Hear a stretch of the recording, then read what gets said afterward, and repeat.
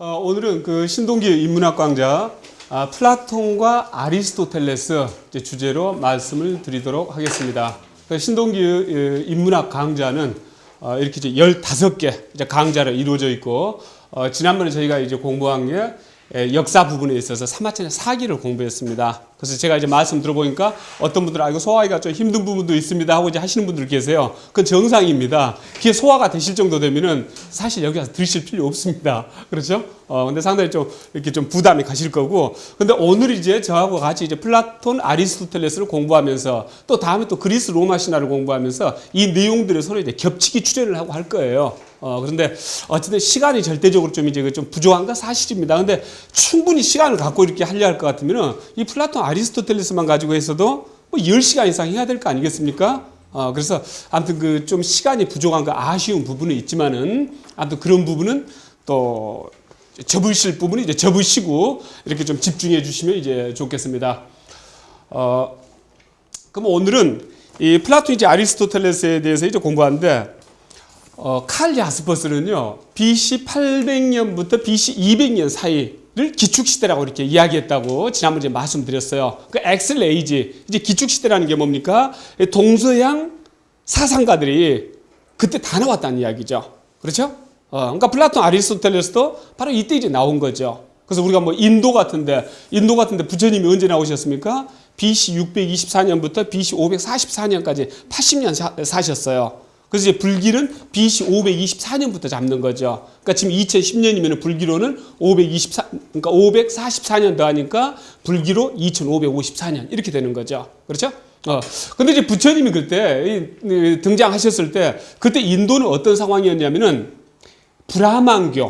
브라만교가 이제 종교였던 거죠. 그렇죠? 그래서 그때 이제 그 브라만교가 이 사람들의 어떤 현실을 충분히 해결을 해주지를 못했어요. 그러니까 그런 거에 대해서 이제 새로운 사상가들이 막 출현합니다. 그래서 오늘날도 우리가 이제 불교에서 스님 보고 사문이란 말도 씁니다. 사문. 이 사문이란 말도 쓰는데, 이 사문이란 말이 이제 뭔 말이냐면은, 예를 들면 집을 나와서 출가해서 도를 닦는 출가 구도자들이에요. 그렇죠?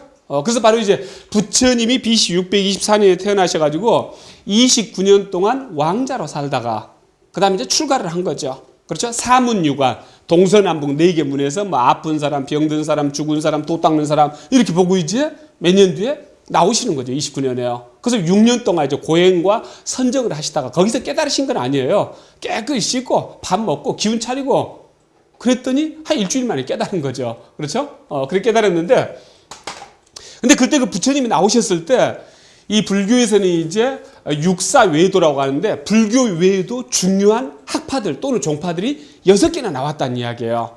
그리고 불교 기록에 의하면은 이 그 좀 주요한 종파 말고 여러 다른 종파까지 하면은 한 63개 정도 학파들이 나왔다는 이야기예요. 아시겠죠? 그 다음에 불교하고 같은 시기 때 시작돼가지고 지금까지 유지되고 있는 게 자이나교라고 있어요. 자이나교 아시죠?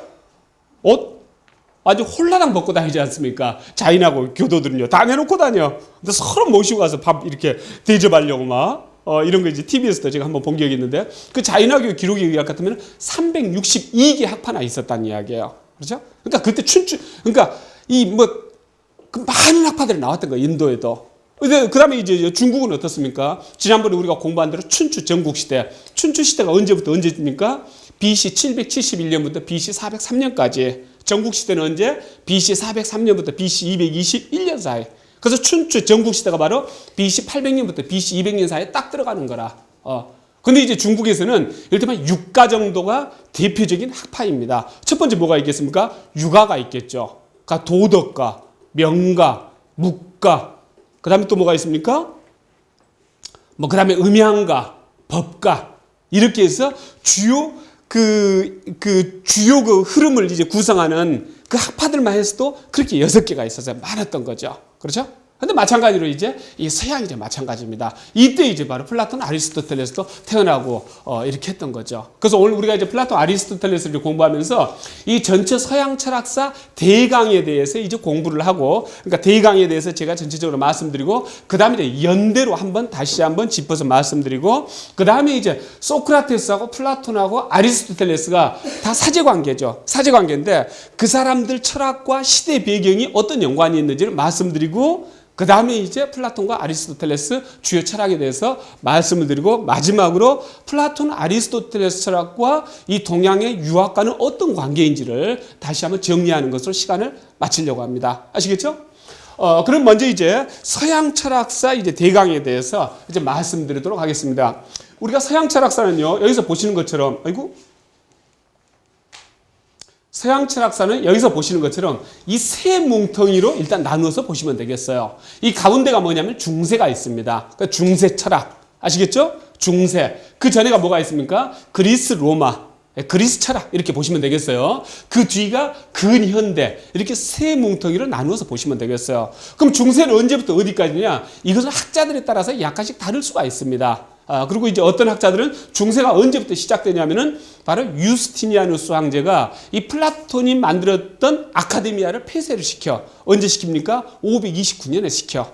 그래서 529년에 플라톤이 만든 아카데미아가 문을 닫으면서 그때부터 본격적으로 신학 시대가 시작된다. 그게 이제 중세의 시작이다 하고 주장하는 학자들도 많이 있어요. 근데 저는 이제 구분하기 좋게 어떻게 잡냐면은 이 중세를 서로마가 망한 시대가 476년입니다. 동로마가 망한 게 1453년이에요. 아시겠죠? 그래서 대충 이 어림을 저는 이제 중세라고 이렇게 구분을 합니다. 나눠진다. 그리스, 로마, 중세, 근현대 이렇게 나눠진다. 쉽죠? 그 다음에 중세는 이제 다른 이견들도 있지만은 서로마가 망한 476년, 동로마가 망한 1453년 이때까지 중세로 잡는 거죠. 그러면 이제 다시 이제 그리스, 로마 이 첫 번째 시대인 이 그리스, 로마로 가서 여기는 철학 구분이 어떻게 되느냐? 여기는 세 개로 보시면 돼요. 세 개로. 어떻게 봅니까? 자연 철학, 인간 철학, 헬레니즘 세 개로 보시면 됩니다. 아시겠죠? 그래서 이건 뭐냐? 이 자연 철학은 뭐냐면은 철학의 대상이 자연이었다는 이야기예요. 아시겠죠? 그 다음에 이제 이 인간 철학은 철학의 대상이 인간과 국가로 오는 거죠. 그 다음에 이제 헬레니즘 철학은 뭐냐? 이때는 철학의 초점이 개인으로 오는 거죠. 이렇게 되고요. 그 다음에 자연 철학과 인간 철학을 연결을 시켜주는 역할을 하는 게 누구냐면은 바로 소피스트들입니다. 아시겠죠? 그 다음에 이제 이 그리스 로마 철학과 중세 철학을 연결해 주는 게 바로 신플라톤주의 플로티노스라는 이제 인물이 있습니다. 이제 이 사람이 이 그리스 로마 철학과 중세 철학을 연결해 주는 거죠. 그럼 중세 철학은 어떻게 되냐면요. 이 교부 철학과 스콜라 철학으로는 나눌 수가 있습니다. 이 교부 철학은 뭐냐면은 우리가 기독교에서 오늘날 알고 있는 삼위일체라든지 성육신론이라든지 이런 것을 예수님이 만든 게 아니죠. 그렇죠? 누가 만들었습니까? 이 아우구스티누스라든지 이런 교부들이 만들었다는 이야기죠. 지금 기독교가 핵심 교리들요. 아시겠죠? 그래서 그러한 핵심 교리들을 만들었던 인물들은 뭐라고 하냐? 교부라고 합니다. 그래서 아우구스티누스가 우리 아우구스티누스 참회로 아시죠? 그렇죠? 참회로 그걸 쓴 인물이야. 그래서 이때 그 다음에 중세 후반기 가면 스콜라 철학이라고 합니다. 스콜라는 오늘날의 스쿨이라는 이제 말이 스콜라에서 나온 거죠. 그래서 스콜라 철학은 바로 이 교회에서 이제 운영하는 이제 대학이라고 생각하시면 되겠어요. 근데 이 스콜라 철학에 이제 이 토마스 아퀴나스가 바로 신학대전을 쓰는 거죠. 그러면서 이 중세는 둘로 나눠집니다. 그러면서 교부 철학과 스콜라 철학은 철학적으로는 어떻게 구분할 수가 있느냐? 이 아우구스티누스는요, 자기가 이 삼위일체론이라든지 성육신론이라든지 이런 기독교의 주요 교리들을 만들면서 누구 철학을 많이 썼다? 플라톤 철학을 많이 썼다. 그렇죠? 그래서 플라톤 철학이 그 전에 준비되어 있지 않았으면은 사실 오늘날에도 기독교 교리는 굉장히 체계적이지가 않고 왔다 갔다 하고 있을 거예요. 그렇죠? 그 다음에 이제 이 토마스 아퀴나스의 스콜라 철학은 어떻게 진행되느냐? 바로 1096년부터 제가 연대를 자주 이제 말씀드릴 거예요. 그러면 그때마다 들어두면서 나중에 쭉 시간 지나면은 중요한 연대는 다 여러분들 머릿속에 남을 거예요. 15번 강의가 끝나면요. 이제 1096년부터 1270년까지 뭐가 있었습니까? 십자군 전쟁이 있었어. 8차례에 걸쳐서 이슬람권하고 기독교권하고 붙는 거예요. 그렇죠? 그러면서 이 그리스 로마 시대가 지나고 난 다음에 이 서양의 유럽의 학문들이요 많이 실종이 됐었어요. 그들이 다 어디로 가서 보존되었느냐? 아랍권에 가서 보존된 거야. 이슬람권에 가서요. 아시겠죠? 그래서 바로 이 1096년부터 1270년까지 8차례에 걸쳐서 이제 그 십자군 전쟁 원정이 진행되는데 그때 아랍권에 출장 가 있던 아리스토텔레스 철학이 역수입이 되는 거예요. 그래서 토마스 아퀴나스가 보니까 야, 이 아리스토텔레스 철학의 신을 설명하는데 상당히 도움되구나 하면서 그걸 가지고 썼으니 그게 바로 뭐다? 신학대전요. 그렇죠? 그러니까 플라톤 철학은 좀 이상적이야. 이상적. 근데 토마스 아리스토텔레스 철학 뭡니까? 상당히 현실주의적이야. 그럼 왜 그런가? 그건 오늘 우리가 이제 그 사람들이 살았던 배경, 태어난 배경, 이런 거 가지고 이제 공부해 보면은 전체적으로 이해가 가는 거죠. 그렇게 됩니다. 그리고 이제 이 르네상스 시대가 이렇게 오는 거죠. 그래서 르네상스 시대는 중세하고 근현대를 연결해 주는 역할을 합니다. 그래서 르네상스는 에라스무스라든지 이런 사람들이 이제 중심이 돼가지고 그런 인물들이 이제 등장하면서 계몽주의로 건너가는 거죠. 그럼 근현대는 어떻게 나눠지느냐 할 것 같으면 바로 이 데카르트의 합리론. 데카르트가 무슨 이야기를 했습니까? 코기토 에르고 숨. 나는 생각한다. 고로 존재한다. 이 세상 모든 것에 대해서 다 부정을 한 거야. 다 회의를 한 거야. 모든 것에 대해서 믿을 수가 없어. 근데 무엇 믿을 수가 있냐면은 그 모든 것을 믿을 수 없다고 생각하는 나는 존재하지 않느냐. 그렇죠? 그게 이제 코기토 에르고 숨이야. 나는 생각한다. 고로 존재한다. 다 부정을 해. 근데 생각하는 나 자체는 존재할 거 아닙니까? 그렇죠? 그게 바로 코기토 에르고 숨이야. 거기서부터 이제 뭐가 시작되냐면은 이 데카르트의 합리론이 시작됩니다. 레이셔널리즘 또는 이제 이성론이라고 돼. 그렇죠? 근데 우리가 이제 그러니까 서양 유럽 사회를 나눌 때 우리가 법에 있어서도 영미식, 대륙식 이렇게 해요. 유럽 대륙하고 영국하고는 성질이 달라. 색깔이 달라. 그렇죠? 그러니까 법 체계에서도 그러고 철학에서도 그러고 모든 부분에서 그래. 그러니까 미국은 어떻습니까? 영국의 연장이야. 아시겠죠? 그래서 우리가 유럽 대륙에서 대륙식 법에 있어서도 그러니까 영미식 이렇게 이야기하는 거죠. 철학도 마찬가지야. 이 철학, 이 대륙의 중심이 어디입니까? 프랑스죠. 그래서 프랑스에서는 뭐야? 이 영화를 봐도 골치 아프잖아. 프랑스 영화는요. 그렇죠? 마농의 샘. 참 잘 뻔했어. 그렇죠? 많아요. 골치 아파. 프랑스 영화는. 근데 미국 영화는 어떻습니까? 막 두드를 깨고 막 이렇게 하잖아요. 그래서 이 프랑스는 어디 쪽으로? 이 정신적으로 무지 발전한 거야. 정신적으로. 그래서 어떤 연역적인 거, 합리적인 거, 이론적인 거, 이런 것들이 데카르트의 합리로 이렇게 나오는 거죠. 그렇죠? 그러니까 영국의 로크는 뭐가 나옵니까? 경험론. 그렇죠? 영국하고 프랑스하고 전혀 성격이 다른 거라. 그래서 이 데카르트에서 시작되는 합리론과 경험론을 합한 게 칸트의 관념론으로 이렇게 정리가 된다는 이야기예요. 아시겠죠? 그래서 여기까지는 중심이 뭐냐면 이성이야. 이성. 인간은 뭐다? 이성적인 존재다. 이게 중심이 되는 거예요. 근데 루소가 나오면서 그 다음에 쇼펜하우가 나오면서 또 쇼펜하우 수제자라고 자칭하는 니체가 나오면서 과연 인간들이 이성적으로 행동하느냐 하고 이제 회의를 하기 시작을 하는 거예요. 그러면서 어떻습니까? 인간들은 감정적으로 충동적으로 행동을 하더라. 이런 주장들이 나오면서 이성이 아니고 감정이다 이렇게 나오는 거예요. 그렇죠? 그래서 우리가 여기서부터 이제 어떤 게 나오냐면은 이 이성 중심이 아닌 여러 가지 다른 거 중심 철학들이 여기서부터 쭉 이렇게 나오는 거죠. 그 뭐 실존주의니, 허무주의니, 분석 철학이니, 뭐 언어 철학이니 이런 것들이 쭉 나오는데 이 현대는 뭐냐? 큰 철학 흐름이 포스트 모더니즘이야. 그 포스트 모더니즘이 뭐냐? 모더니즘이 뭡니까? 근대지 않습니까? 근대. 그렇죠? 근데 지금 우리가 이야기할 때 근대라고 하는데 모더는 바로 이 시대 때 현대란 이야기야. 그럼 모던의 핵심은 뭐냐? 이성이야, 이성. 인간은 이성적으로 행동하더라. 근데 그 뒤로 오면서 인간이 과연 이성적이더냐? 하고 루소가 던지고 쇼펜하우어가 회의를 하고 그다음에 누구까지 흘러갑니까? 니체로 가면서 완전을 부정하게 되는 거라. 그러면서 인간은 충동적이고 감정적이고 통일적이지가 않고 이 분산적이고 이런 식으로 되는 거죠. 그래서 포스트 모더니즘이라는 이야기는 뭐냐면은 모더니즘 하면 이성이죠. 이성 이유란 이야기야. 이성 이유. 그게 뭐더라? 감정, 충동. 그렇죠? 이런 것들이죠. 그래서 오늘날 큰 어떤 문학이라든지 예술이라든지 뭐 영화라든지 모든 그 내용들이 어떤 큰 일테면 칼라를 가지고 있습니까?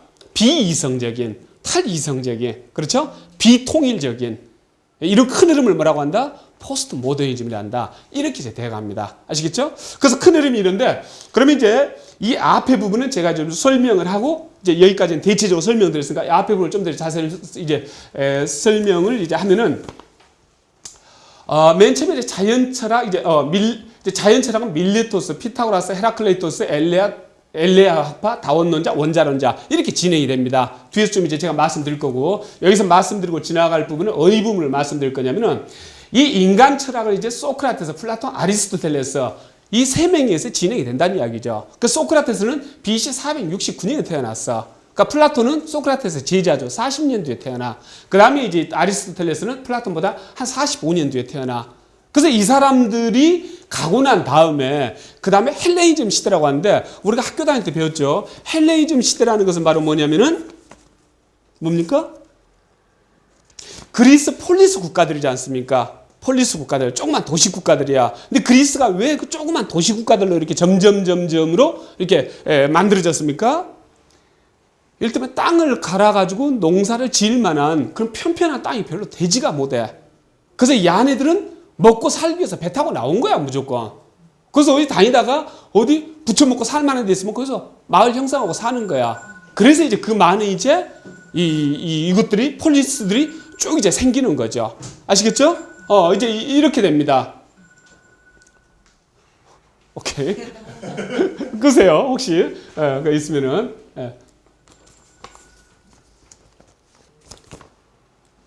이제 그렇게 되는데, 그래서 이제 헬레니즘 시대는 바로 알렉산더 대왕이 BC 334년부터 BC 323년까지 12년간 원정을 합니다. 이제 원정을 해서 이 북아프리카, 그 다음에 이쪽 이제 그 동유럽, 그 다음에 이쪽은 인더스강까지 가는 거죠. 그렇죠? 이 거대한 제국을 만듭니다.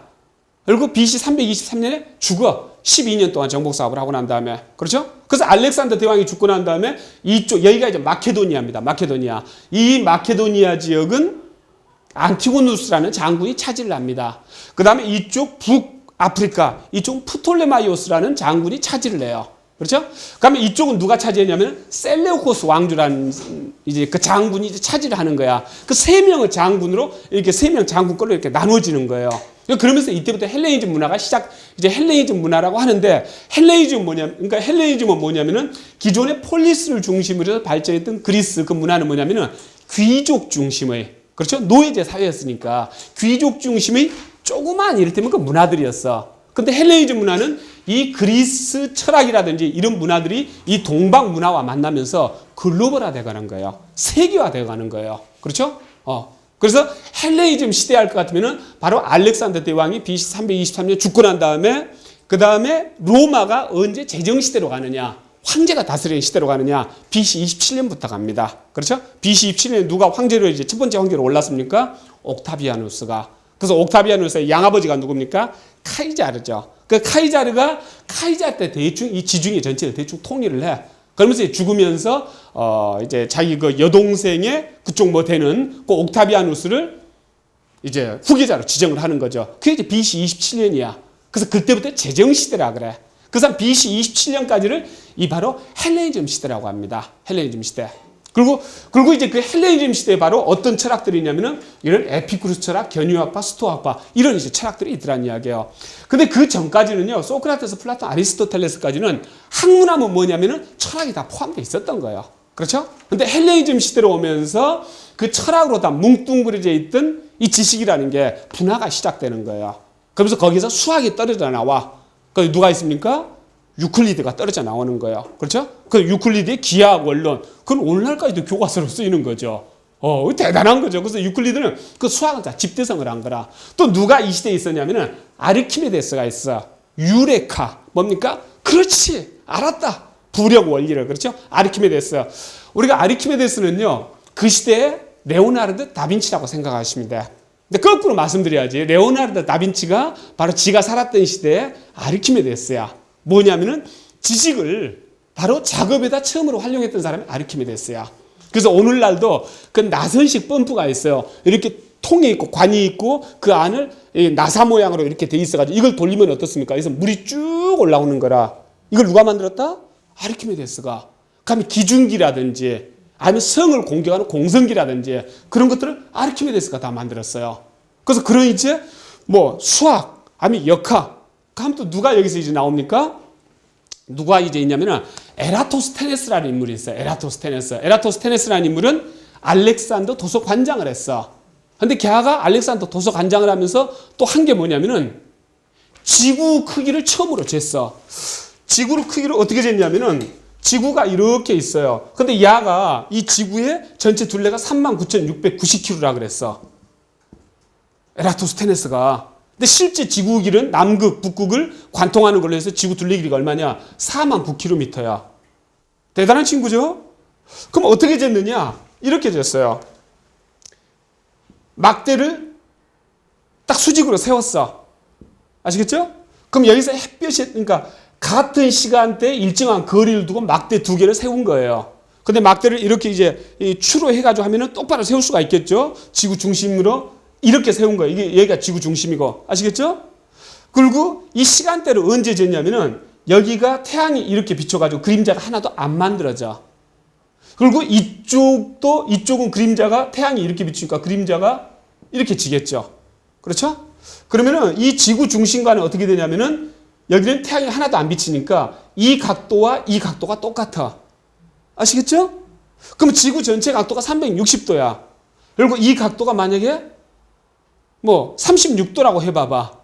그럼 이 길이 곱하기 10배 한 게 이 길이가 되는 거야. 아시겠죠? 그렇게 나온 게 39,690km야. 전체 길이는 얼마냐? 남극 북극 연결돼서 있는 게 49km야. 그걸 이제 에라토스테네스가 그렇게 했고, 그 다음에 이제 히파르코스라는 인물이 있는데, 얘는 뭐였냐면은 이 지구가 이렇게 있죠. 그렇죠? 그 다음에 이 천동설 아닙니까? 태양이 지구를 이제 돈다는 이야기야. 그럼 이렇게 해서 태양이 돌아. 달이 돌고. 그러면은, 근데 지구에서 관찰을 할 것 같으면은 이 별들이 이렇게 돌다가 어떨 때는 이렇게 이 속도로 돌다가 어쨌든 천천히 돌아. 어쨌든 또 반대로 가기도 해. 그렇죠? 이거 설명이 안 되는 거라. 그래서 어떻게 했냐면은 이 달이 이제 지구를 이렇게 돈다고 해보죠. 이렇게 도는데 이렇게 돌면서 어떠냐면은 이 선을 중심으로 해서 지가 또 돌아. 이런 식으로. 스프링처럼. 알겠죠? 이런 식으로. 그 이걸 뭐라고 하냐? 주전원이라 그래. 주변을 도는 원. 주전원. 아시겠죠? 그래서 이것들이 이렇게 돌면서 이렇게 돈다는 이야기야. 지구 주위를. 그럼 어떻게 됩니까? 이게 이쪽으로 돌 때는 천천히 여기서 볼 때는 천천히 가는 거죠. 아시겠죠? 심지어는 멈춰 있기도 하겠죠. 심지어 밖으로 가기도 하겠죠. 뒤로 가기도 하겠죠. 이런 현상들이 벌어지는 거야. 그 다음에 이 지구를 중심으로 해서 여기 이제 한 이 정도 20원이라 그래요. 여기서 관찰하는 것보다 이 시점에서 관찰하면은 이게 이 천동설로 설명을 해도 다 맞아 떨어지는 거야. 그래서 이게 주전원, 이게 20원. 그러니까 세차 운동이란 게 있어. 세차. 자동차를 세차하는 게 아니고 이 팽이가 이렇게 도는데 나중에 팽이가 넘어지려고 할 때 지가 이렇게 일테면 막 이 축 자체가 이렇게 돌지 않습니까? 지구가 그렇게 움직여. 그렇죠? 이걸 세차 운동이라 그래. 그래서 히파르코스라는 사람이 이 주전원, 20원, 세차 운동 이런 것들을 다 발견해내는 거예요. 그렇죠? 그러면서 히파르코스가 누구한테 영향을 많이 주냐면은 프톨레마이오스라는 사람한테 영향을 줘. 이제 이 사람은 여러분들 다 들어보셨을 거예요. 프톨레마이오스가 바로 누굽니까? 천동설을 주장했던 유명한 사람이죠. 그렇죠? 근데 히파르코스한테 제일 영향을 많이 미쳤는데, 영향을 이제 많이 받았는데, 이 프톨레마이오스가 쓴 책이 바로 어떤 책이냐? 알마게스트란 책이야. 알마게스트. 그 천문학 집대성이라는 책이야. 그래서 그 알마게스트, 이 프톨레마이오스는 AD 바로 넘어갔을 때 이제 살았던 사람이에요. 근데 프톨레마이오스가 썼던 알마게스트 천문학 집대성은 언제까지 천문학의 바이블이었느냐? 코페르니쿠스가 언제 주장했습니까? 1543년. 코페르니쿠스가 몇 년 죽었냐? 1543년에 죽었어. 그 성당 사제였어. 지동설을 성당 사제가 주장하면 어떻게 돼? 죽는 수가 있지. 그러니까 자기가 딱 죽는 해에 맞춰가지고 미리 다 원고 써놨다가 아무데도 갈 것 같아. 그러니까 재빨리 책을 낸 거야. 그 책 보고 꼴까닥 하고 죽었어. 그러니까 1543년에 이제 지동설이 나왔던 거예요. 근데 코페르니쿠스가 1543년에 지동설이 나왔지만은 그 지동설을 일반 사람들이 억셉트 하는 데는요, 1600년이 넘어서야 억셉트하기 시작을 합니다. 아시겠죠? 그때까지 이 프톨레마이오스의 천동설이 그대로 통용이 됐다는 이야기예요. 그렇죠? 그렇게 됩니다. 그래서 프톨레마이오스라든가 그 외에 여러 해부학자라든가 이런 인물들이 나옵니다. 그래서 소크라테스, 플라톤, 아리스토텔레스까지는 철학이 모든 학문을 집대성을 하고 있었는데 바로 헬레니즘 시대로 가면서 그들이 떨어져 나가면서 그러면서 거기에서 이제 그 새로운 이제 철학 학파가 나온 게 에피쿠루스 학파, 견유 학파, 스토아 학파 이런 철학 이제 학파들이 나오는 거죠. 그래서 에피쿠루스 학파는 여러분들이 이 쾌락주의로 많이 이렇게 배우셨을 거예요. 근데 선생님들이 공부를 좀 더 하셨어야 돼. 에피쿠루스는 쾌락주의는 맞는데 어떤 쾌락주의냐? 정신적 쾌락주의. 아타락시아라고 합니다. 아타락시아. 정적 쾌락. 그렇죠? 그러면 에피쿠루스는 왜 정적 쾌락을 추구를 했느냐? 할 것 같으면 에피쿠루스 학파들은요, 데모크리투스의 원자론을 믿었던 사람들이야. 원자론은 뭡니까? 이 생명이 생겨나는 것은 원자들이 모여서 생명이 된다는 이야기야. 죽은 건 뭡니까? 죽는 것은 원자가 다시 흩어진다는 이야기야. 아시겠죠? 그러면은 이 시대 사람들이 가장 두려워했던 것은 신이라는 존재야. 그러니까 죽고 난 다음에 이제 어디? 지옥으로 갈 거. 그런 게 제일 두려웠던 거라. 근데 원자론에 입각할 것 같으면은 죽음 이후 세계가 있습니까? 없습니까? 없죠? 신이란 게 있습니까? 없습니까? 없죠? 그러면 원자론을 믿는 이 에피쿠로스 학파는 뭐냐면은 그럼 어떤 게 제일 잘 사는 거냐? 죽고 난 다음에 아무것도 없어. 그러니까 살아생전을 잘 살면 돼. 그럼 살아생전을 잘 산다면은 우리가 얼추 생각하기에는 그럼 뭐 마음대로 술 마시고 막 그냥 뭐 막 이렇게 살면 되겠네? 근데 그렇게 생각 안 했어, 얘들은. 어떤 삶이 제일 잘 사는 거냐 할 것 같으면은 육체적 고통이 없는 상태에서 이 정신적으로 평안한 삶을 사는 거. 그게 이제 아타락시아예요. 그렇죠? 그럼 구체적으로 어떻게 사는 거냐? 소박하게 살면서 좋은 사람들과 우정을 나누는 거. 좋은 이야기를. 그건 제가 추구하는 삶이야. 제가 추구하는 삶. 그래서 여러분들 이 베르나르 베르베르의 뇌라는 소설을 보면은 거기에 에피쿠로스 학파들이 나와. 그렇죠? 같이 모여서 음식을 먹으면서 이런 내용들이 나오는데 여러분들 이 철학에 대해서 좀 더 기본적으로 이해를 하시고 그걸 읽는다면 더 재미가 있겠죠. 그렇죠?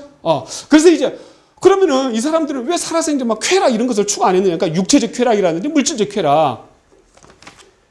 그것을 추구하는데 치러야 할 고통이 또 적지 않다는 이야기예요. 아시겠죠?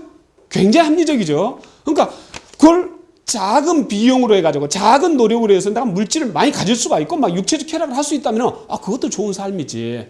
근데 그걸 얻는데 들어가는 비용이 적지가 않다는 이야기야. 그래서 그걸 이제 에피쿠로스 학파들은 추구를 했던 거죠. 그렇죠? 그래서 나중에 이 마르크스의 박사학위 논문이 뭐냐면요. 이 데모크리투스의 원자론과 에피쿠로스 원자론의 차이. 아시겠죠? 마르크스 박사학위 논문 제목이 그거야. 유물론. 그렇죠? 유물론. 바로 이제 그렇게 됩니다. 그 다음에 견유학파가 나옵니다. 견유학파는 이제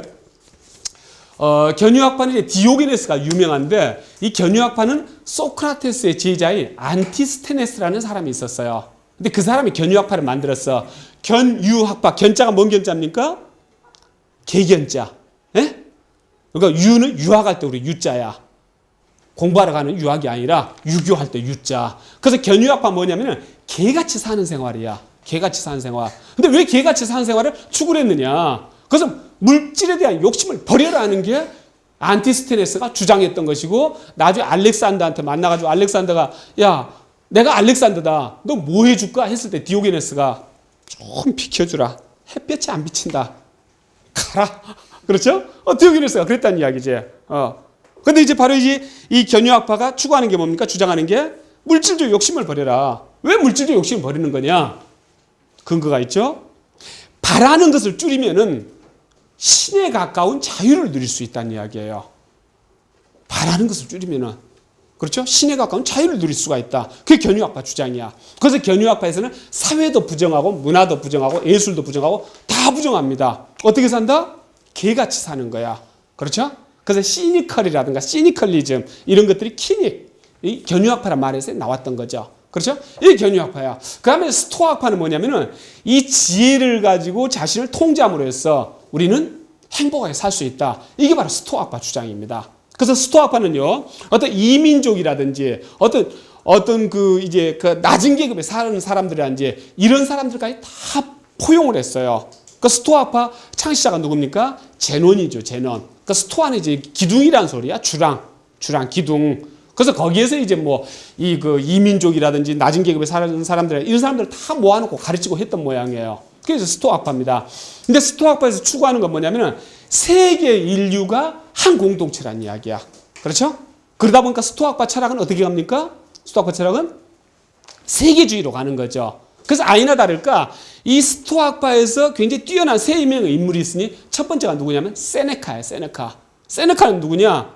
바로 5대 로마 황제인 네로 왕제의 스승이었어. 그 유명한 극작가고 고위 정치인이고. 그렇죠? 그 다음 또 에픽테투스라는 사람이 있어. 걔는 노예야. 그럼 우리가 잘 알고 있는 명상록을 쓴 마르쿠스 아우렐리우스. 걔도 스토아학파의 대가인 거죠. 그렇죠? 그 세 명의 그 대가들이 있는데 하나는 고위 정치인, 하나는 노예, 하나는 황제 이렇게 가지 않습니까? 그렇죠? 그래서 스토아학파는 바로 세계주의입니다.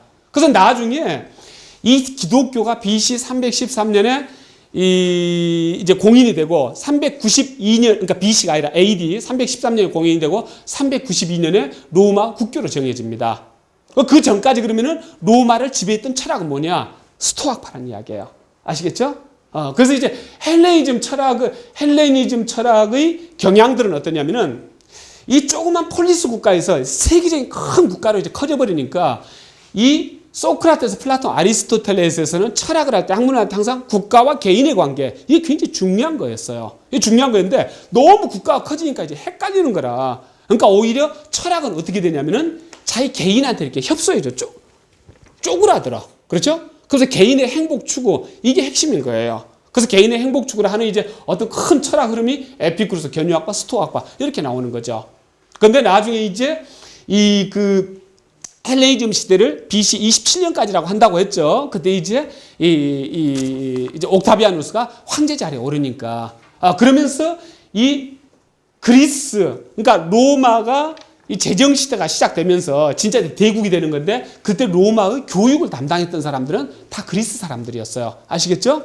그러면서 스토아학파가 바로 로마의 주요 학문이 되는 거라. 주요 학파가 되고 그게 언제까지냐? 마르크스 아우렐리우스까지.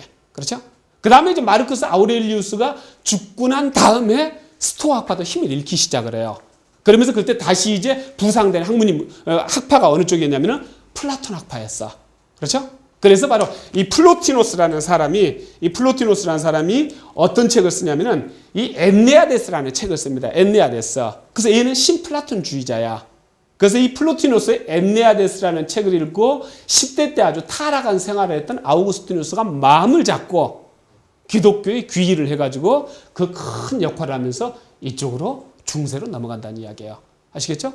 그렇게 됩니다. 그러면 이것을 연대별로 볼 것 같으면은 이제 그리스 문화는 바로 이제 크레타, 이게 아시겠죠? 여기가 에게야, 에게. 전체적으로 지중해고. 아시겠죠? 여기가 이제 그리스 폴리스 국가들이 이렇게 있어요. 여기도 막 이렇게 있고. 아시겠죠? 근데 이제 그리스 문명은 어디에서 시작되냐면 크레타에서 시작이 됩니다. 바로 미노아 문명이 BC 2500년부터 1400년까지 진행이 돼. 근데 이제 그 미노스라는 왕이 있죠. 근데 미노스는 제우스의 아들이야. 이제 그리스 로마 신화에 나오는 거예요. 아시겠죠? 그러니까 부인은 누구냐면 에우로페라는 이쪽 페니키아 공주였어. 애를 데려다 결혼해가지고 여기서 이제 만든 거라요. 그러니까 이제 제우스가 이 페니키아의 에우로페라는 공주하고 사이에 이 미노스라는 왕을 낳는 거예요. 그 미노스라는 왕이 이 크레타에서 이렇게 이제 문명을 이제 만들어가는 거죠. 근데 에우로페라는 여자 이름을 따가지고 유럽이라는 말이 나와. 아시겠죠? 페니키아는 여기였어. 그럼 여기에서 문명을 가져왔다는 이야기 아닙니까? 이 문명을 어디서 가지고 왔을까요? 이집트 또는 메소포타미아 이쪽에서 온 거 아니겠습니까? 그렇죠? 그러면서 이 페니키아 문자에서 영어도 나오는 거죠. 아시겠죠? 그래서 여기서 이제 BC 2500년부터 한 1400년까지 진행이 되다가 지금 이제 크노소스 궁전이 아직도 남아있죠. 이때 이 문명으로서. 그러니까 여러분들은 혹시 이제 크레타를 여행하실 일이 있으시면은 너무 흥미롭겠죠. 가서 크노소스 궁전을 보면서 야, 이게 바로 미노아 문명이구나. 그러시면서. 근데 BC 1400년경에 이 그리스 본토에서 쳐들어와 가지고 이제 크레타 문명은 이제 막을 내립니다. 그리고 이 본토에서는 바로 미케네 문명이 BC 한 1600년부터 BC 900년까지 이제 또 진행이 되는 거예요. 그래서 우리가 그리스 로마 신화에서 보면은 이 미케네라는 데는 페르세우스라는 인물이 이제 세웠어. 아시겠죠? 그래서 양쪽에서 이렇게 진행이 됩니다. 그 다음에 이제 이 BC 한 1200년경에 트로이 전쟁이 있습니다. 트로이 전쟁은 뭡니까? 여기가 트로이야. 트로이. 지금 이제 이 어딥니까? 터키 지역이에요. 근데 여기 이 트로이 지역을 중심으로 한 국가들과 이쪽을 중심으로 한 국가들이 전쟁을 했어. 10년간 싸웠어. 그 10년 지난 다음에는 결판이 났어. 이쪽이 이겼어요. 그렇죠? 그래서 10년 그 결판이 나기까지 10년 전쟁을 그린 내용이 뭐다? 일리아드. 왜 일리아드라고 하냐? 여기가 원래 일리온이라고 불렀어. 지역 이름을. 그래서 일리온 전쟁에서 일리아드라고 부르는 거예요. 그렇죠? 그 다음에 이제 전쟁이 끝나고 난 다음에 이쪽 이다케라는 섬이 있어. 그래서 이 일로 오디세우스가 여기 왕이었어. 그래서 여기서 여기까지 돌아가는데 10년이 걸렸어. 그래서 막 지옥에도 갔다 오고 엄청 이제 그걸 다 이제 겪는 거예요. 그렇죠? 그래서 오늘날 우리가 모험하면 뭐라고 합니까? 오디세이라고 이렇게 많이 표현하죠. 그렇죠? 오디세이. 그래서 이 오디세우스가 여기서부터 여기까지 가는데 10년이 걸려서 죽을 고생을 해서 돌아가요. 그래서 그걸 쭉 이렇게 이야기로 엮어놓은 게 오디세이야. 그렇죠? 그래서 호머가 BC 800년경에 바로 시인 호메르스 또는 호머라고 하죠. 일리아드와 오디세이를 남기는데 여러분들이 다음 시간입니까? 우리가 그리스 로마 신화를 공부할 것 같으면 그리스 로마 신화 전체 내용 중에서 한 절반 가까이가 일리아드와 오디세이입니다. 아시겠죠? 그렇게 되고 그 다음에 이제 BC 776년에 뭐 그리스 올림픽이 이제 1회 올림픽이 이렇게 있고 그 다음에 BC 492년부터 479년까지 이 페르시아 전쟁이 있습니다. 이건 굉장히 중요한 내용이에요. 페르시아는 바로 이쪽에 있는 나라예요. 이쪽에 있는 나라. 그렇죠? 그래서 페르시아는 BC 한 550년부터 나중에 알렉산더 대왕한테 망했어. 한 320년 무렵까지 230년 정도 여기서 아케메네스 이제 왕조라고 이게 이제 유지가 됐었어요. 근데 당대 최대 강국이었던 거죠. 근데 얘네가 BC 492년에 쳐들어온 거야. 그래서 이 페르시아 전쟁은 3차에 걸쳐서 진행이 돼요. 그러니까 쳐들어왔는데 처음에 쳐들어와가지고서는 이 폭풍우를 만나가지고 싸움도 못 해보고 다시 물러갑니다. 근데 두 번째 쳐들어왔을 때는 이쪽 전도가 마라톤이라는 평원이 있어. 근데 여기서 싸워가지고 이 아테네가 신승을 했어. 겨우 이겼어. 그래서 병사 하나가 죽으라고 달려가는 거야. 아테네까지. 우리가 이겼다고 전하는 거예요. 몇 킬로 뛰었다? 42.15를 뛴 거예요. 거기서부터 이제 마라톤 전투라고 하는 거죠. 근데 3차 전쟁은요. 이 1차, 2차는 다리우스가 쳐들어왔어. 근데 3차 전쟁은 바로 이 다리우스의 아들인 크세르크세스가 몇 명을 몰고 쳐들어왔느냐? 528만 3,220명. 기록에 의하면 그 대군을 몰고 쳐들어온 거예요. 그렇죠? 쳐들어왔는데 여기는 완전 끝장난 거지. 그래서 그때 이쪽에서는 이제 폴리스 국가들이 다 단합을 해가지고 여기에 대항을 하는데 이 아테네가 이제 어떤 작전을 쓰려고 했냐면 소개 작전을 쓰려고 했어. 소개 작전이 뭡니까? 도시를 비워버리는 거야. 우물애들 다 그냥 독약 타버리고 다 불질러버리고. 그러니까 도시를 점령해봤자 남는 게 없어. 이게 소개 작전이죠. 근데 그걸 하려면은 침공 속도가 너무 빠르기 때문에 그걸 좀 약간 지연시켜야 될 필요가 있어. 그래서 그 지연 작전에 누가 투입되냐면은 스파르타 최강 용사들이 투입이 되는 거죠. 그래서 그때 스파르타의 왕이 누구냐면 레오니다스라는 왕이야. 그래서 어디에서 싸움이 벌어지느냐 하면 이 바다와 이 산 사이에 아주 협곡이 있어. 테르모필레라는 협곡이 있어. 그 테르모필레 협곡에서 스파르타 왕 레오니다스가 이끄는 300명 군사하고 528만 명이 맞붙는 거예요. 그렇죠? 그래서 300명이 다 죽어. 그게 영화 뭐다? 300. 네? 300. 그래서 그 300이라는 영화에서는 이 스파르타 레오니다스 왕이 이끄는 300명이 이기는 게 아니라 다 죽어. 근데 작전을 성공했어요. 왜? 지연작전이었지 않습니까? 이 공격을 좀 이제 늦추는 거야. 그러면서 그때 이제 아테네는 다 소개를 다 하는 거죠. 그러면서 어디에서 붙냐면은 살라미스라는 곳에서 붙어. 살라미스는 좁은 바다야. 그쪽으로 유인을 하는 거예요. 그쪽으로. 아테네 해군 사령관 테미스토클레스라는 유명한 사람이 있어. 그걸로, 그러니까 우리나라 이제 이순신 장군이야.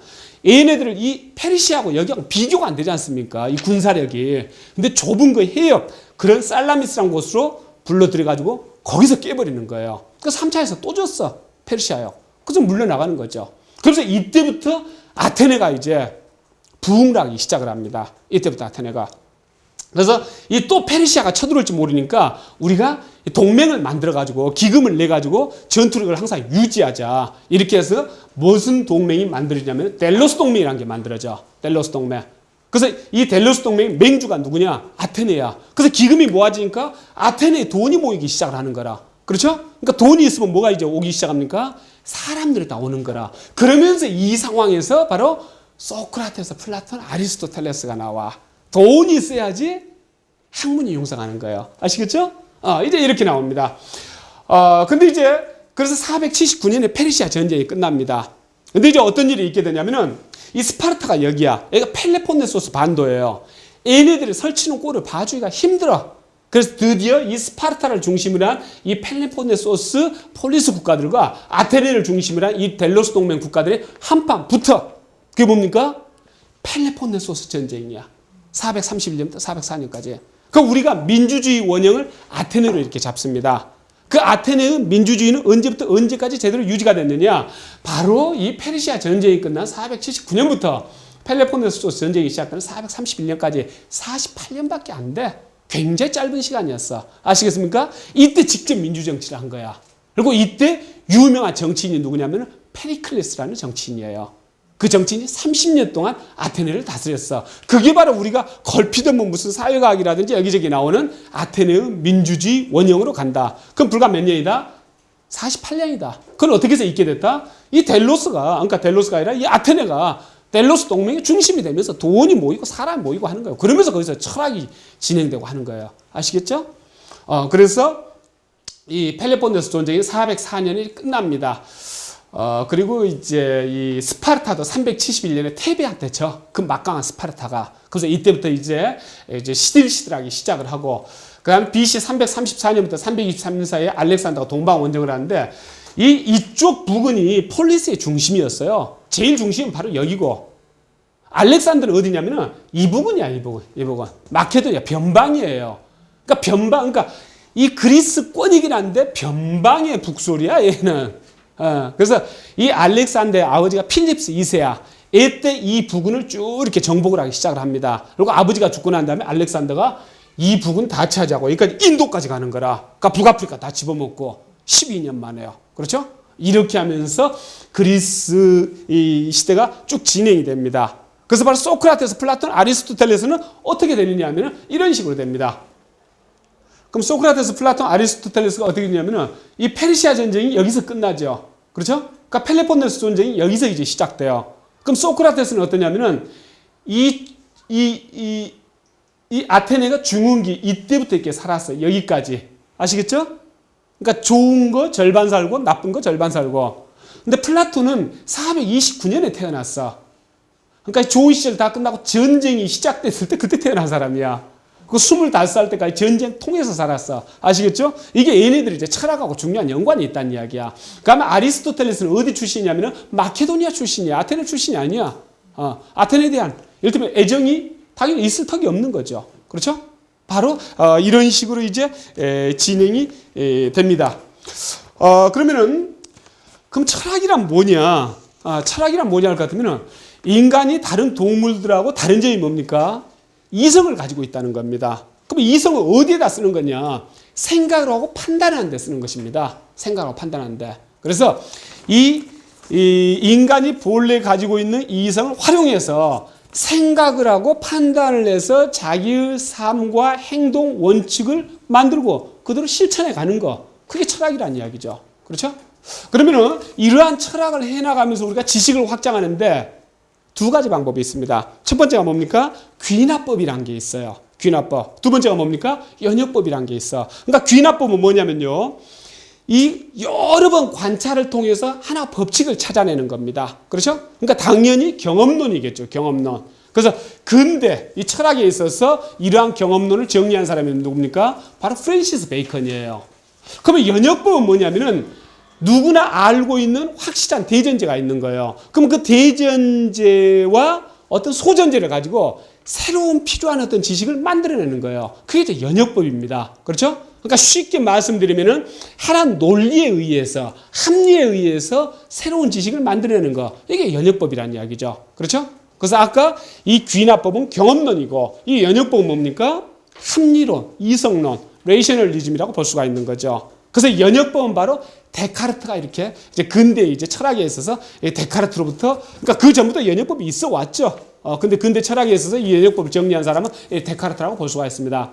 그러면 귀납법이라는 것은 경험에 의해서 우리가 관찰에 의해서 여러 번 그 똑같은 결과가 반복되면은 이제 그걸 법칙으로 이제 그렇죠? 이렇게 생각을 한다는 이야기죠. 그러면 귀납법은 어떤 한계가 있냐면은요. 이 세상 모든 것을 관찰하고 그 법칙을 이야기하는 게 아니지 않습니까? 그렇죠? 그러니까 언제든지 깨질 수가 있어요. 그래서 어떤 이야기가 있냐면은 데이비드 휴미라는 사람이 블랙스완을 이야기했어. 검은 백조. 그래서 백조가 쭉 관찰하는데 다 하얀 백조라고 해서 백조는 항상 하얀색일 거다. 검은 백조가 있을 수도 있다. 하고 데이비드 휴미 이야기했어. 근데 18세기에 호주 남부 지역에서 진짜 검은 백조가 나왔어. 아시겠죠?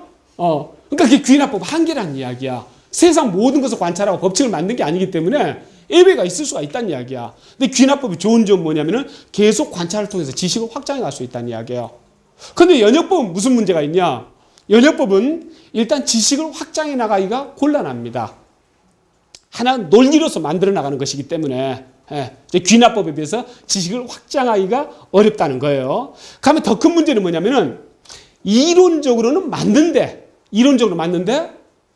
현실에 있어서는 안 맞아. 아시겠죠? 제논의 파라독스가 있어요. 제논의 파라독스는 뭐냐면은 몇 가지 예가 있는데 오디세우스가 굉장히 빨리 달려. 그래서 거북이를 100m, 이 거북이를 100m 앞에 있게 하고 오디세우스는 여기서 달립니다. 근데 오디세우스가 거북이보다 2배 빨리 달려. 그러면 제논이 뭐라고 이야기하냐면은 오디세우스는 거북이를 영원히 추월하지는 못해. 왜 그러냐면은 오디세우스가 거북이 2배를 달린다 그랬죠. 그럼 오디세우스가 이 100m를 달려. 그럼 거북이는 얼마 달리겠습니까? 50m죠. 오디세우스가 50m 달려면 거북이는 얼마 달리겠습니까? 25m. 오디세우스가 25m 달려면 거북이는 얼마 달리겠습니까? 12.5m. 또 12.5m 달려. 그럼 얼마 달리겠습니까? 6.25m. 영원히 가까워지긴 하지만은 추월하지 못한다는 이야기야. 맞아, 안 맞아? 또 하나. 애가 관역이 있어. 활을 쐈어. 그 화살이 날아가는데 절반을 날아가. 아시겠죠? 지가 그렇게 날아가. 그 나머지 절반의 절반을 날아가. 또 나머지 절반에 또 절반을 날아가. 또 이 절반의 절반을 날아가. 또 절반의 절반을 날아가. 맞겠습니까? 안 맞겠습니까? 영원히 안 맞아. 그렇죠? 뭐 이런 궤변이 있어. 이게 이제 제논이 이야기했던 이제 파라독스입니다. 근데 논리적으로 볼 것 같으면 틀린 거 없지 않습니까? 근데 현실에 있어서 이렇습니까? 안 이렇습니까? 안 그렇죠. 아니면 우리가 이 마르크스가 결국 자본주의가 고도화될 것 같으면 사회주의로 갈 수밖에 없다 그랬어. 근데 갔습니까? 안 갔습니까? 안 갔죠. 물론 이제 이 맨 처음에 어떤 그 부익부, 빈익분을 그대로 방치하는 자본주의를 할 것 같으면 가고 말았을 거예요. 근데 우리가 오늘날 살고 있는 자본주의는 수정 자본주의야. 순수 자유방임주의가 아니에요. 그렇죠? 복지라든지 국가가 간섭하는 부분이 굉장히 많아. 간섭 안 하면 죽을 사람 굉장히 많지. 그렇죠? 물론 이제 그런 게 있지만 어쨌든 그렇습니다. 그래서 이 연역법이라는 것은 바로 지식을 확장하기가 좀 곤란하고 그다음에 이론적으로 맞지만은 현실적으로 안 맞는 부분이 많고 근데 좋은 건 어떤 게 좋은 거냐? 미래를 예측하는 데는 연역법처럼 좋은 게 없는 거죠. 그렇죠? 앞으로 환율이 오르겠다 내리겠다. 그거 어떻게 하는? 그거 연역법적인 거죠. 지금 과거에 이러고 이렇기 때문에 그래 네 말 맞다. 그래서 이렇게 해가지고 앞으로 유로화가 내려갈 것이다. 오 말 되네. 그렇죠? 그 논리적으로 말 되는 거죠. 근데 실제는 오를까요 내릴까요? 그건 알 수가 없어. 아시겠죠? 그렇게 됩니다. 그 다음에 이제 우리가 귀납법, 연역법만 생각하는데 선험적이란 방법이 있어요. 선험적은 뭐냐면 글자 그대로 경험을 통한 게 아니라 경험을 이전에 우리가 알고 있다는 이야기야. 그건 또 멍미? 그렇죠? 이게 또 뭔가, 이게 또 무엇이야? 그래서 이 선험적이란 말을 맨 처음에 한 사람은 알베르트라고 이렇게 이야기합니다. 알베르트. 근데 이 말을 제대로 써가지고 이제 퍼뜨린 사람은 누굽니까? 칸트입니다. 칸트. 데이비드 휴미라는 철학자가 어떤 이의를 제기했냐면은 이 그때 자연과학이 쭉 발전하지 않습니까? 그럼 자연과학의 핵심은 뭡니까? 인과관계야. 인과관계. 똑같은 원인이 있으면 똑같은 결과가 나온다는 이야기예요. 그렇죠? 그러니까 그 인과관계라는 것을 인정을 해야지 자연과학이 거기서 바탕에서 쓸 수가 있어. 근데 데이비드 휴미 뭐라고 이야기했냐면은 인과관계는 우리가 지각할 수 없다 이야기했어요. 그렇죠? 예를 들어서 이 PPT 오른쪽에 이게 있는 거 여러분들 지각합니까? 어떻습니까? 지각하죠? 아무 문제 없죠? 그러니까 PPT 위에 형광등이 있다. 지각하죠? 근데 제가 이걸 떨어뜨렸어. 이걸 떨어뜨려서 소리가 났다. 그걸 여러분들 지각할 수 있습니까? 약간 애매할 수가 있어요. 근데 이건 분명히 지각할 수가 있죠. 오른쪽에 이 칠판이 있어요. 아시겠죠? 이 인과관계라는 것은요, 사고 습관이라는 이야기예요. 예를 들어서 뭐냐면, 오비일학을 예를 들 수가 있어요. 오비일학. 까마귀 날자 배 떨어진다는 이야기예요. 근데 까마귀 나는 것하고 배 떨어지는 것하고는 아무 관계가 없어요. 그렇죠? 근데 그것을 사람들은 인과관계로 착각할 수가 있겠고, 우리 삶에 있어서 그런 경우는 굉장히 많다는 이야기죠. 아시겠습니까? 그래서 데이비드 휴미 이 인과관계라는 것은 방금 제가 위치를 지각하는 것처럼 그렇게 분명히 지각할 수 없다고 한 거예요. 그러니까 칸트가 만약에 그 인과관계를 지각할 수 없다고 그걸 인정을 한다면 자연과학의 근본이 다 무너지는 거야. 아시겠죠? 그래서 칸트가 머리를 굴린 거야. 그래서 쓴 책이 뭡니까? 순수이성 비판을 썼어. 그럼 뭘 이야기하려고 썼느냐? 우리가 경험이라는 것은 재료에 불과하다. 그 다음에 우리가 그 재료를 인식하고 이렇게 하는 것은 타고나는 것이다. 선험적이다. 이렇게 이야기를 한 거예요. 그래서 시간 개념, 공간 개념, 인과관계 개념 이런 것은 우리가 컴퓨터에 이를테면 그 컴퓨터 운영 체제처럼 태어날 때부터 갖고 태어난다는 이야기예요. 그 나머지 경험 이런 것은 그 재료에 불과하다는 이야기. 아시겠습니까? 이해가시죠? 그 선험적이라고 합니다. 그래서 그것을 우리가 철학에서는 뭐라고 하냐면 아프리오리 이렇게 이야기합니다. 이렇게 써놓은 책들 많아. 아프리오리적인 어쩌자고. 그렇죠? 그래서 이것은 프리오리 이렇게 됩니다. 프리오리. 그렇죠? 그래서 보통 아프리오리적인 이렇게 더 많이 써요. 그 선험적. 그럼 선험적이란 말은 우리가 뒤에 이제 플라톤에서 공부하겠지만은 플라톤에서 먼저 나왔단 말이야. 플라톤에서 지식은 뭐냐?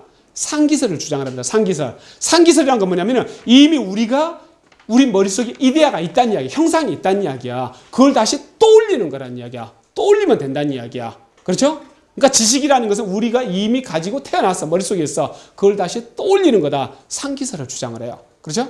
그래서 플라톤이 주장하는 형상, 이데아. 뒤에서 이제 공부하겠지만은 바로 거기서부터 이러한 아프리오리적인 그런 개념들이 나오는 거죠. 그럼 플라톤은 지가 만들었느냐? 그렇지가 않아.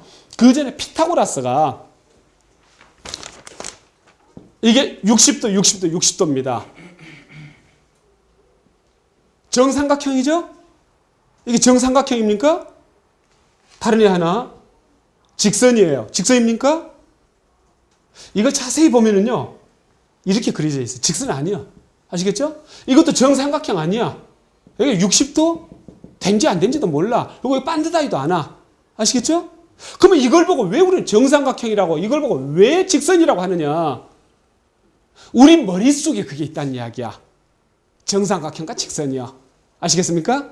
그래서 우리 머릿속에 뭐가 있어? 원판이 있다는 이야기야. 그럼 밖에서 보는 정삼각형이라고 하는 것들은 어떻습니까? 다 정삼각형이 아니야. 모사품이야. 직선도 모사품이야.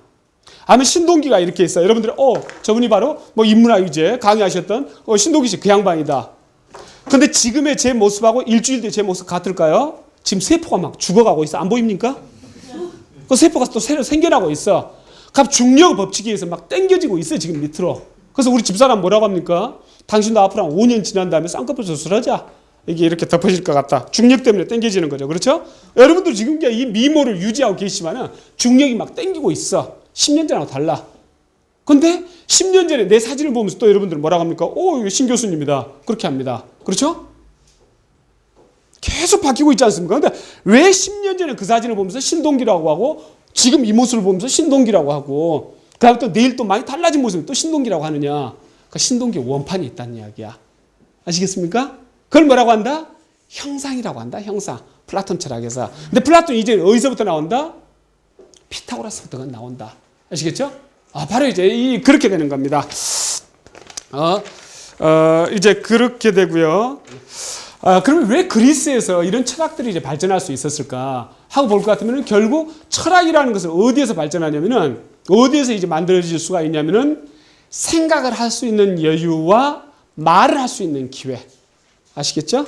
생각을 할 수 있는 여유. 그리스는 무슨 시대였습니까? 노예제 사회야, 노예제 사회. 그래서 아테네는요, 한 30만 명 정도 됐어요, 인구가. 근데 그 중에서 자유시민은 몇 명? 3만 5천 명. 나머지는 아들, 그 다음에 여자들, 그다음 노예들. 그렇죠? 그러면 3만 5천 명이 자유시민인데 이 생산활동은 누구만 합니까? 노예들만 하는 거예요. 자유시민은 생산활동을 종사하는 게 아니야. 그 플라톤 아리스토텔레스가 주장을 했죠. 만약에 사람이 생계활동을 하다 볼 것 같으면은 생각할 시간이 없기 때문에 그렇죠? 이성적 의지가 못하다는 이야기야. 오늘날 나 정신이 없어요. 왜요? 생계활동 때문에. 생각을 안 하고 살지 않습니까? 철학을 안 하고 사는 거야. 그러니까 항상 그냥 그렇죠? 뭔가 불안정하고 도대체 내 삶을 사는지 어쩌는지 그건 이미 플라톤하고 아리스토텔레스가 그렇게 이야기했어. 근데 이제 자유시민들은 평생에 한 번 이상은 평의회 의원을 해야 돼. 국회의원 의원을 해야 돼. 아시겠죠? 그래서 2번까지 할 수 있어. 3번은 안 돼. 그러다 보니까, 그리고 또 뭐가 있었냐면, 일단 재판이 이제 많이 있었는데, 재판하는데 변호사가 따로 없어. 자기가 다 변론을 해야 돼. 아시겠죠? 바로 그런 필요에 의해서 말하는 게 필요가 있어요. 철학이 필요를 했고. 그래서 바로 그러한 어떤 그 물질적인 여유, 그 다음에 이 민주주의 사회에서 내가 자유시민으로서 발언을 해야 돼. 그런 필요에 의해서 철학이 이렇게 나왔다고 이제 생각하시면 됩니다. 그 다음에 이제 우리가 아까 이 중세를 제가 이야기를 했죠. 이 교부 철학, 이 아우구스티누스, 그러니까 중세 철학 전반기 때는 누구 철학이 영향을 많이 미쳤다? 플라톤 철학. 그렇죠? 그래서 오늘날 이제 그 우리가 기독교에서 배우고 있는 교리는 중세 앞 전반 때는 플라톤 영향을 받고 후반 때는 누구 영향을 많이 받았다? 아리스토텔레스 영향을 많이 받았다. 그러면은 이 기독교에 영향을 미친 플라톤, 아리스토텔레스 그 계보를 볼 것 같으면은 맨 처음에 누구로부터 시작되냐면은 디오니소스부터 시작이 됩니다. 디오니소스는 누굽니까? 수르신이야. 그리스 로마 신화에서. 그래서 육체적 도치가 나오는 거야. 그렇죠? 그러니까 사람들이 항상 억제하고 자제하고 이렇게 살지 않습니까? 그래서 디오니 축제를 할 때만 어떻게 됩니까? 완전 그냥 몸과 이 정신을 완전 오픈시키는 거죠. 그렇죠? 그냥 술 마시고 완전 뭐 이 짐승처럼 그렇게. 이게 디오니소스 축제야. 육체적 도치. 그렇죠? 그러니까 디오니소스 그런 육체적 도치가 어디로 연결되냐면은 오르페우스의 정신적 도치로 연결이 돼. 아시겠죠? 그 다음에 그러한 것들이 어디로 연결되냐면 피타고라스로 연결이 됩니다. 그래서 피타고라스는 우리가 수학자로만 알고 있는데 수학은 걔가 아르바이트 한 거야. 본업이 뭡니까? 교주였어요. 교주. 교주. 그래서 바로 피타고라스 거기에서 아까 말씀드렸죠. 이 삼각형은 정확한 삼각형이 아니다. 그러니까 진리라는 것은 진실된 것은 우리 눈에 보이는 것, 감각으로 이렇게 느낄 수가 없고 이 안에 있는 것이다 했어요. 피타고라스가. 아시겠죠? 그게 뭐다? 이데아다. 형상. 원판이 있다. 이렇게 되는 거죠. 그래서 피타고라스의 그러한 사상들이 소크라테스로 연결되고 소크라테스의 사상이 플라톤으로 연결되고 플라톤의 사상이 아리스토텔레스로 연결되고 그 다음에 나중에 바로 이 신플라톤주의인 플로티누스로 연결이 되고 이게 이제 이 플로티누스 이런 거 플로티누스가 쓴 이제 엔네아데스라는 이런 책들이 바로 아우구스티누스한테 영향을 미치고 이게 토마스 아퀴나스한테 영향을 미치고 그러면서 쭉 이렇게 기독교에 영향을 미친 거죠. 그렇죠? 그러니까 그리스 철학이 없었다 할 것 같으면 그래서 우리가 중세를 뭐라고 합니까? 중세는 오로지 신학만 존재하고 철학은 신학의 신여였다는 이야기지.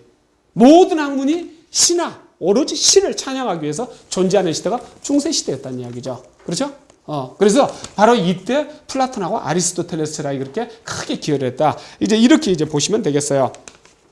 그러면 이제 우리가 자연 철학파로 이 밀레토스, 피타고라스, 그다음에 헤라클리토스, 엘레아, 다원론자, 원자론 이렇게 했는데 이 밀레토스 학파는 바로 여기를 중심으로 해서 있었던 이제 이 학자들입니다. 그러니까 서양이 아니에요. 우리가 종교는 다 동양에서 나왔죠. 아시겠죠? 여기가 서양하고 동양하고 나누는 분기점 아닙니까? 이 종교는 다 동양에서 나왔어. 기독교도 여기서 시작됐으니까. 그렇죠? 근데 철학도 마찬가지야, 철학도. 그래서 왜 여기서 시작됐을까 볼 것 같으면 이 서양과 동양이 만나는 지점이야. 그래서 이 밀레토스라는 여기서 맨 처음에 이제 탈레스가 만물의 근원은 물이다고 이야기를 한 거죠. 그렇죠? 그 다음에 이제 아낙시만드로스라는 사람이 있어. 그래서 아낙시만드로스라는 사람은 아페이론이라는 것을 이야기했어. 아페이론. 어쩌 확정되지 않는 어떤 무한한 것이다. 이런 걸 이제 주장을 합니다. 그 다음에 이제 아낙시메네스라는 사람이 공기로 세상은 모두 이루어져 있다. 이렇게 이야기를 하는 거예요. 그렇죠? 그래서 얘네들 보고 밀레토스 학파라 그래. 그 밀레토스 학파는 나중에 플라톤한테서 집대성이 되는데 밀레토스 학파는 뭘 주장을 했느냐? 보이는 걸 가지고 주장을 했어. 그랬더니 그 다음에 피타고라스가 나와가지고 피타고라스는 이어서 태어났어. 그러니까 나중에 이제 여기가 뭐 이 정치적으로 자유롭지가 못하니까 이쪽 이탈리아 남부 지역으로 가가지고 지 집단을 만들었어. 그래서 피타고라스를 따라다니는 집단은 정치적 집단이기도 하고 종교적 집단이기도 하고 학문적 집단이기도 해. 그래서 피타고라스는 뭔 생각을 했냐면은 줄이 한 요만한 것을 튕기면은 소리가 뭐 어느 정도 띵 하고 나겠죠? 근데 2배 되는 줄을 튕겨봤어. 근데 띵 하고 나는 거야. 이번에 3배 되는 줄을 튕겨봤어. 그러니까 또 뭐 어떤 음이 나겠죠. 근데 이 줄 길이에 맞춰서 음이 비례하더라는 이야기야. 뭡니까? 수적 질서를 찾은 거야. 자연철학 아까 이제 밀레토스, 피타고라스 이렇게 말씀드렸는데, 그래서 밀레토스는 바로 어떤 철학을 했느냐? 탈레스, 아낙시만드로스, 아낙시메네스는요, 보이는 것을 대상으로 해서 자연철학을 했다는 이야기예요. 아시겠죠? 보이는 것을 대상으로 해서. 근데 피타고라스는 보이지 않는 것을 이야기하기 시작을 하는 거라. 이건 큰 변화입니다. 그렇죠? 이 삼각형이 있는데 우리가 보는 삼각형은 모사품이지 진짜 참 삼각형이 아니다. 원? 이게 무슨 동그란 원이냐. 그 원은 우리 개념 속에서만 있을 뿐이지 이건 참 그게 아니다 하고 주장을 하는 거죠. 그렇죠? 그러면서 이 세계는 수적 질서로 되어 있다. 이 세계의 배경에는 수적 질서가 있다는 이야기예요. 우리가 피타고라스 정리만 보더라도 너무 신기하죠. 그렇죠? 이 직각을 낀 양변 각각 제곱의 합계가 이 빗변 제곱의 합계가 같다. 너무 신기하지 않습니까? 근데 그거보다 더 신기한 건 많아. 또 이 피타고라스가 이야기한 거, 그 시간 관계에서 나중에 그 이제 여러분들이 희망이 인문학에 묻던 명제를 읽으시면서 그 느낌을 가지시도록 하시고, 그래서 피타고라스는 바로 뭘 이야기하냐면은 보이지 않는 세계를 이야기하기 시작합니다. 그랬더니 이제 헤라클레이토스는 이제 뭘 주장을 하냐면은 만물은 유전한다. 만물은 계속 바뀐다는 이야기예요. 대립과 다툼으로 인해서. 그래서 우리는 같은 강물에 두 번 들어갈 수 없다고 하는 거예요. 이거 뭡니까? 끊임없이 변화한다는 이야기야. 그랬더니 이 헤라클레이토스의 이 주장에 대해서 반대하는 파가 나왔는데 바로 엘레아파야. 엘레아파. 그래서 엘레아파는 크세노파네스라는 사람이 만들었습니다. 창시했는데 이 엘레아파는 뭘 하는 거냐면은 신의 본질을 추구하는 사람들이야. 신의 본질이 뭐냐? 근데 이 사람들이 살았던 당시는 뭡니까? 그리스 시대였어. 그리스. 다신교. 그렇죠? 엄청 신이 많죠? 근데 그놈의 신이 아니라 잡놈의 신부터 시작해서 최고 신이라는 제우스부터가 뭡니까? 바람의 신. 그렇죠? 온통 바람기를 똘똘 뭉친 게 제우스. 이게 무슨 신이냐? 이게 바로 크세노파네스 입장이었어요. 그래서 신이란 건 뭐냐면은 유일해야 되고 신은 변하지 않아야 된다. 이게 신 아닙니까? 근데 지금 신 당연히 그런 거지 하고 여러분들 생각하신다면은 지금 그렇다는 것이고 그 당시에는 획기적인 생각이었어. 그것은. 그 다신교 사회였어요. 그렇죠? 그 신은 유일하고 변하지 않아야 된다. 이거 크세노파네스가 이야기를 했어. 그랬더니 크세노파네스의 제자인 이제 파르메니데스라는 사람이 있어. 파르메니데스. 걔가 뭐라고 주장을 하냐면은 이 헤라클레이토스가 세상 모든 것은 변한다고 이야기하는데 그것은 우리가 이 감각으로 느끼는 것들만 그렇다. 감각으로 느끼지 않는 우리 머릿속에, 개념 속에 있는 거 이것은 변하지 않는다고 주장을 하는 거예요. 아시겠죠? 변하지 않는다 이렇게 주장을 한 거예요. 그럴 때 파르메니데스의 제자인 제논이 있어. 그러니까 우리가 제논은요, 아까 말씀드린 스토아파를 창시한 제논이 있고 이 엘레아파의 막둥이 정도가 되는 제논이 있어. 그걸 구분하셔야 됩니다. 그래서 이제 걔가 이제 뭐라고 하느냐? 걔가 뭐라고 하냐면은 이 헤라클레이토스의 이제 변한다는 것을 부정을 하기 위해서 이 변하는 것이 결국 이 공간 속에서 운동을 하면서 바뀌는 거 아니겠습니까? 그래서 이 공간과 운동의 모순을 이제 지적을 하는 거예요. 그렇게 하면서 한 이야기가 뭐냐면은 아까 말씀드렸던 제논의 역설이 나오는 거야. 아시겠죠? 이 공간에서 봐라 논리적으로 맞지 않느냐. 근데 실제는 어쩌다 안 그렇지 않습니까? 그래서 그러한 이제 제논이 그런 것을 주장한 이유는 뭐냐면은 이 헤라클레이토스의 세상 모든 것은 변한다. 만물은 유전한다. 판타레이 이렇게 하는 거죠. 판타레이. 예.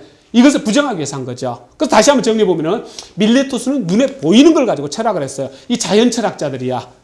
이 자연을 가지고 철학을 했는데 밀레토스는 눈에 보이는 거, 피타고라스는 눈에 보이지 않는 거. 그러니까 헤라클레이토스는 변화를 이야기했어. 그런데 이 엘레아는 뭡니까? 변하지 않는 것을 이야기했어요. 아시겠죠? 그 초점이 있어. 그래서 이 사람들은 이제 이 이론론자야. 어느 하나가 물, 불, 공기 이런 거 어느 하나가 세상 모든 원료를 이룬다고 이렇게 주장을 했던 사람이죠. 그러면서 이제 각각 입장이 다른 거죠. 그러면서 다원론자가 나오는데 다원론자는 어떤 사람이 나오냐면은 엠페도클레스라는 사람이 나옵니다. 이 엠페도클레스는 누구냐면요. 아주 중요한 사람이에요.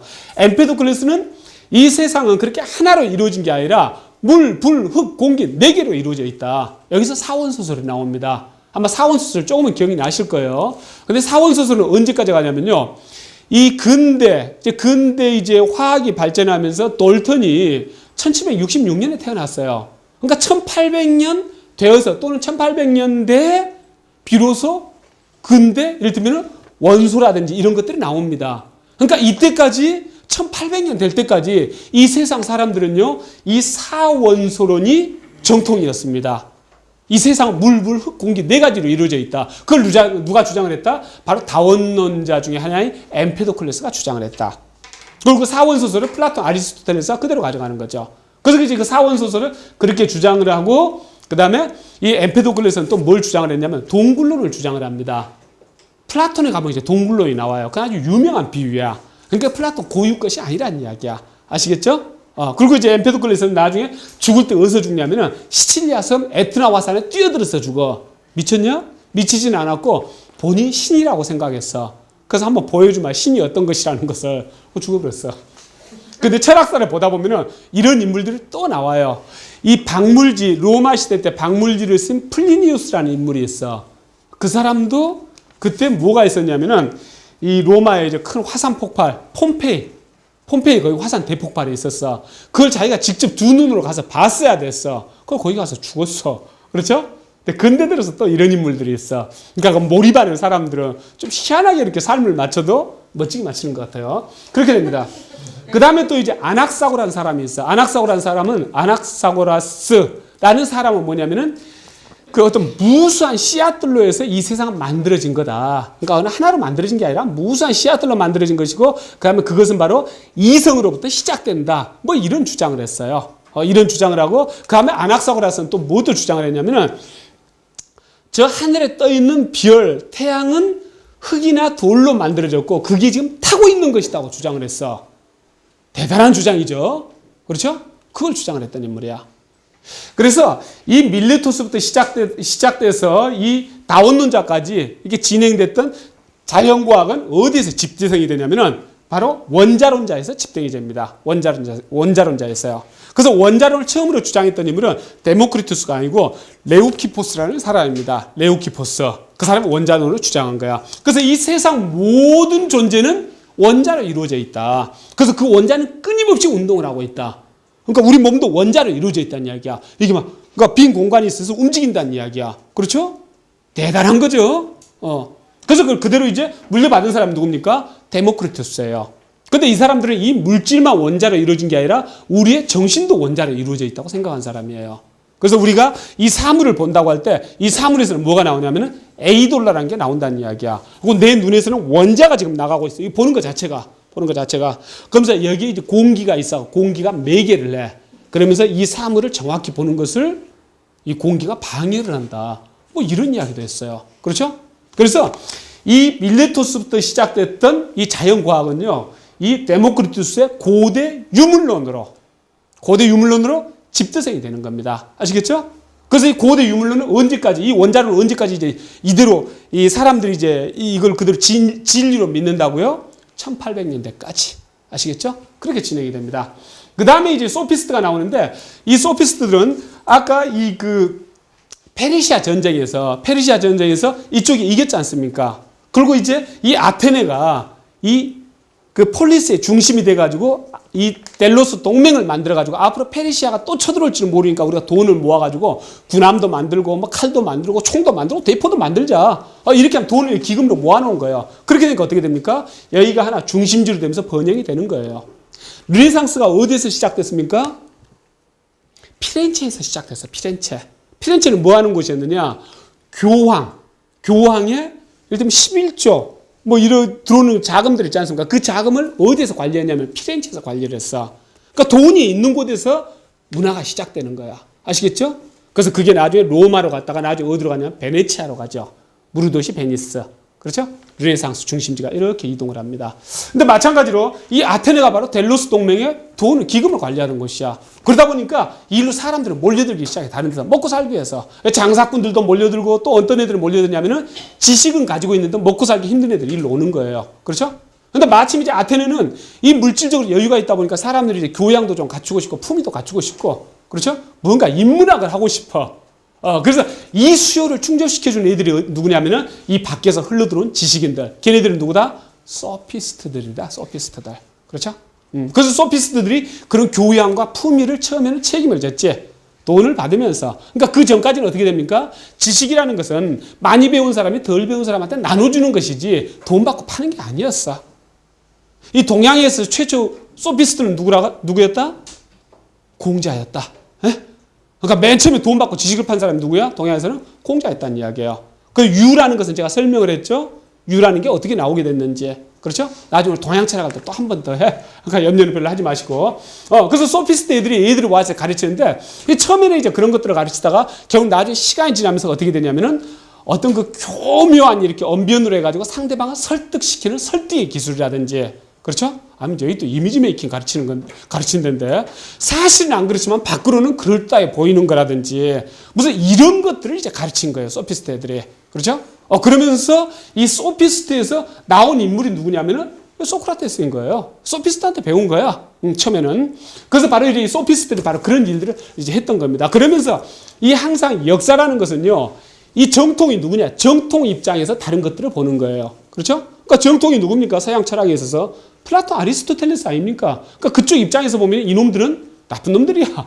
그래서 우리가 소피스트 하면 궤변론자로만 알고 있어. 근데 과연 궤변론자냐? 꼭 그건 아니죠. 저 현실주의자라고 볼 수가 있는 거죠. 현실주의자. 그러면 소피스트 여기에서 이제 대표적인 철학자가 소피스트들이 3명이 있는데, 프로타고라스. 얘는 무슨 이야기를 했느냐? 프로타고라스는 무슨 이야기를 했느냐? 프로타고라스는 인간은 만물의 척도라고 이야기를 했어요. 인간은 만물의 척도. 그렇죠? 그러니까 그 이야기는 뭐냐면은 사람에 따라서 기준이 달라질 수가 있어. 그 이야기는 뭐냐면은 진리는 없다. 이 이야기일 수도 있고, 또 하나 신이 만물을 지는 척도다. 근데 신이 아니라 인간이다. 이렇게 볼 수도 있는 거예요. 아시겠죠? 그래서 프로타고라스는 인간은 만물의 척도다. 이런 이야기를 했어. 그럴 때 고르기아스라는 인물은 어떤 이야기를 했냐면은 이 개인의 행복 추구라는 이기주의는 개인의 지상 목표다. 이렇게 이야기했어요. 개인의 행복 추구라는 이기주의는 개인의 지상 목표다. 맞습니까? 안 맞습니까? 맞죠? 그렇죠? 맞아요. 맞아. 그 다음에 트라시마코스, 이 인물은 많이 인용이 되는 인물이에요. 트라시마코스는 뭐라고 했냐면은 정의는 강자의 이익이다 그랬어. 맞아요? 안 맞아요? 배운 분들이니까 안 맞다고 해야죠. 정의를 가장 찾는 데가 어디입니까? 법원이야, 법원. 법원의 브랜드가 뭡니까? 천칭. 그렇죠? 똑같이 공평하게 법을 행사하겠다는 이야기예요. 판결하겠다는 이야기예요. 어떤 사람은 다른 사람 돈 1,000억을 먹었어. 걔는 집행유예야. 어떤 사람은 다른 사람 돈 100만 원을 먹었어. 얘는 3년 살아야 돼. 정의입니까? 아닙니까? 그게 정의란 이야기야. 아시겠습니까? 트라시마코스의 정의는 그래요. 그래서 유전, 무죄, 무전, 유죄라는 말에 대해서 많은 사람들이 심정적으로 동의를 한다면은 누구의 말이 진리다? 소크라테스 말이 진리가 아니라 트라시마코스의 말이 진리란 이야기예요. 그렇죠? 그래서 트라시마코스의 이 정의는 강자의 이익이다. 이 말은 그래서 많이 회자가 되는 거야. 그러면 그 비슷하게 아마 이거 읽고 이제 이야기를 했을 거야. 마르크스는 뭐라고 했습니까? 국가라는 존재는 부르주아지의 일상사를 처리하는 위원회에 불과하다. 아까 같은 판결이 계속 나. 한다면 그 국가는 뭡니까? 기득권 계급의 이익을 수호하는 위원회에 불과하다. 하고 마르크스는 이야기했던 거예요. 그렇죠? 부정하고 싶죠? 저도 부정하고 싶습니다. 이게 이제 소피스트들. 그래서 소피스트들은 뭐였냐면은 이 철학의 관점이 자연 철학이었는데 그 관점을 인간 대상으로 가져온 게 바로 소피스트들이었다는 이야기예요. 아시겠죠? 그러면서 이제 여기서 소크라테스가 바로 이제 소피스트로부터 이제 공부를 해가지고 이렇게 나오는 거죠. 이제 이렇게 진행이 됩니다. 그러면 이제 소크라테스부터 어떻게 철학이 진행되냐? 그 소크라테스는 소피스트들한테 이렇게 공부를 했어요. 공부를 했는데 보니까 이게 너무 궤변이야. 그렇죠? 그다음에 이 지식의 목표가 무엇가 돼야 되느냐? 여러분들한테 물어보면은 당연히 진리 추구 이렇게 말씀을 하시겠죠. 근데 그렇게 말씀하시는 것 자체가 어디서부터 영향을 받았습니까? 소크라테스 영향을 받은 거야. 그렇죠? 그 전에는 이 소피스트들이 이렇게 막 활보하고 다닐 때는 지식이란 게 뭡니까? 설득의 심리학이야. 설득의 기술. 그렇죠? 아니면 자기를 전혀 아주 있어 보이게 품위 있게 하는 어떤 이런 기술이라든가 이게 이제 지식의 용도였어요. 근데 거기서 소크라테스가 배웠지만은 이건 아닌 것 같아. 그래서 먼저 소크라테스가 어떤 인물인가를 그 이제 배경을 가지고 설명드릴 것 같으면 이 소크라테스 아버지는 조각가였어요. 그러니까 엄마는 이제 바로 이 뭡니까?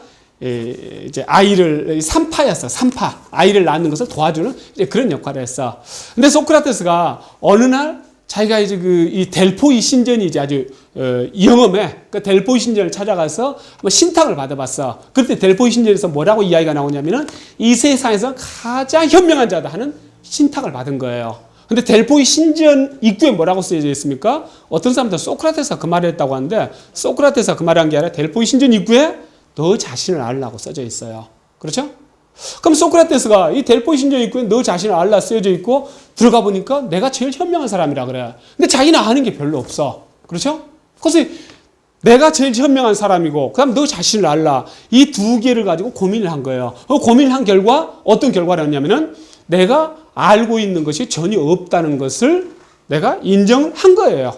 그렇죠? 그 다음에 그 상태에서 이제 참 진리를 추구를 하는 거야. 그 다음에 그 추구한 진리를 행동으로 옮기는 거야. 그게 바로 뭐다? 그게 지식이 나가야 할 방향이라는 이야기예요. 그렇죠? 그러면서 이제 소크라테스가 그때부터 사람들을 만나서 이 진리에 대해서 대화를 통해서 진리를 알아보는 거죠. 그렇죠? 진리를 알아봐. 근데 이제 거기서 소크라테스는 사람들한테 이게 진리입니다. 이렇게 말하는 게 아니야. 상대방한테 진리가 무엇입니까? 물어보고 계속 대화를 통해서 상대방도 깨닫고 나도 깨닫고 하는 거죠. 그렇죠? 그래서 그걸 소크라테스의 대화술이라고 하기도 하고 소크라테스의 산파술이라고 하기도 해. 왜 산파란 말을 썼느냐? 산파가 애 낳는 거 아니지 않습니까? 그렇죠? 옆에서 도와주는 거 아닙니까? 그러니까 내가 진리를 가르치는 게 아니야. 진리를 깨닫도록 옆에서 가르쳐 주는 거야. 그래서 그러한 것은요, 예를 들면 동양에서도 비슷합니다. 그런 것은요. 동양에서 이제 비슷한 개념들이 나오는데 어쨌든 소크라테스는 그렇게 하면서 대화를 해나가는 과정에서 예를 들면 사회적으로 지위가 있는 그 기득권자들하고 같이 이야기하면서 당신은 왜 정치를 합니까? 하면 그 사람들 주로 어떻게 이야기합니까? 우리 시민들을 위해서 정치를 합니다. 그럼 시민들을 위해서 정치를 하는 게 뭡니까? 다리도 놓고 뭣도 놔야 됩니다. 그러면 이러죠. 계속 물어가다 보면은 결국은 이 상대방 고위 정치인이 무엇을 자백하지 않을 수가 없냐면은 시민들을 위해서 정치를 하는 게 아니라 내 이익을 위해서 정치를 한다는 것을 자백을 하지 않을 수가 없어. 이 대화를 하다가 보면은 그 고위 정치인들 짜증이 나왔나? 왕짜증이 나죠. 이런 애는 살려놔야 돼? 죽여야 돼? 죽여야 되죠. 그래서 결국 미움을 사게 되는 거라. 그래서 소크라테스는 죽게 됩니다. 그래서 바로 소크라테스가 존재함으로 해가지고 그 전에 지식이 어떤 개인의 영달이라든지 어떤 궤변으로 흘러가던 그런 지식이 어디에 쓰이게 되냐면 진리를 추구하고 그것을 실천으로 옮기는 이런 쪽으로 바뀌는 거예요. 그렇죠? 그러면서 소크라테스는 이 국가와 개인 간의 어떤 도덕적, 윤리적 관계 그런 것을 새로이 정립하는 그런 계기를 만든 사람이 스타팅 포인트를 만든 사람이 소크라테스라는 이야기예요.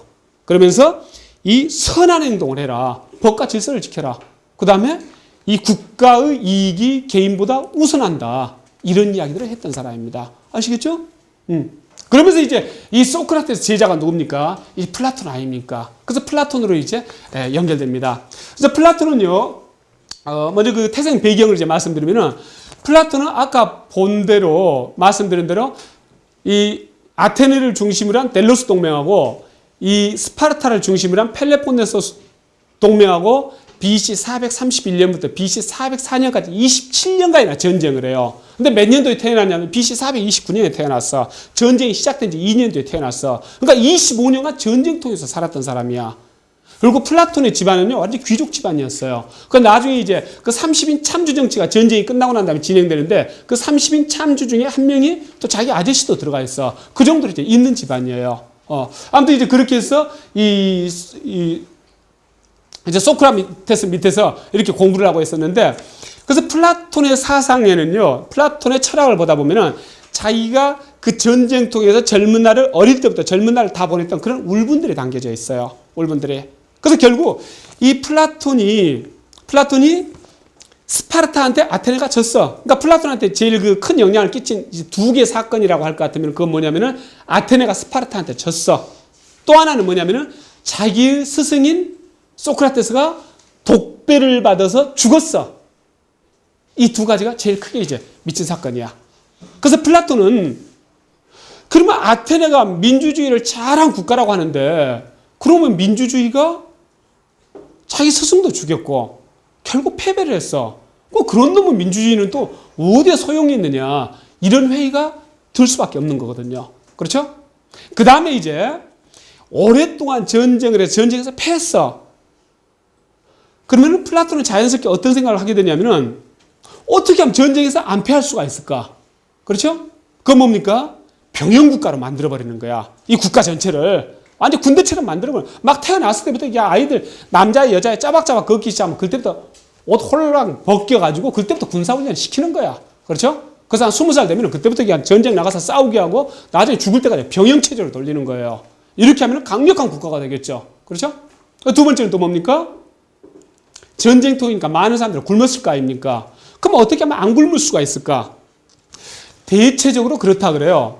어느 한 사회나 국가가 존재하는데 그 국가가 전체 생산하는 식량이 부족해가지고 사람이 굶는 경우는 별로 없다고 합니다.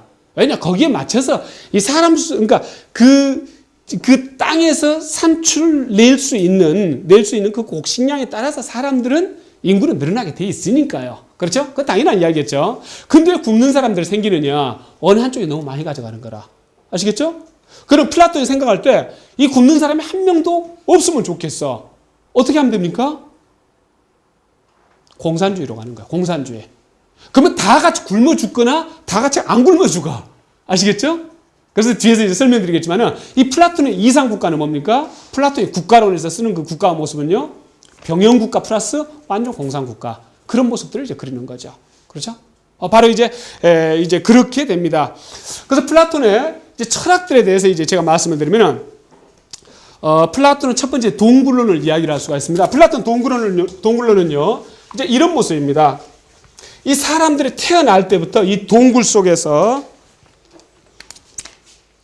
동굴이 이렇게 있어요. 그 다음에 구멍이 있고 이게 바깥이야. 그럼 사람들이 이렇게 의자가 있어요. 그럼 사람들이 여기를 보고 다 이렇게 앉아 있어요. 여기 동굴 벽이야. 여기를 보고 다 이렇게 앉아 있는데 얘네들이 다 묶여 있어. 옆을 볼 수가 없어. 아시겠죠? 그리고 이 뒤에는 뭐가 있냐면은 스테이지가 있어. 로드쇼, 패션쇼라는 스테이지가 있어. 그리고 여기 불빛이 있어. 여기서 무엇들이 돌아다녀. 그렇죠? 그럼 어떻게 됩니까? 여기서 불빛이 이렇게 이 스테이지 위에 있는 것들을 비춰가지고 이 벽에다 비추는 거예요. 그럼 여기 사람들은 태어났을 때부터 묶여 있는 거야.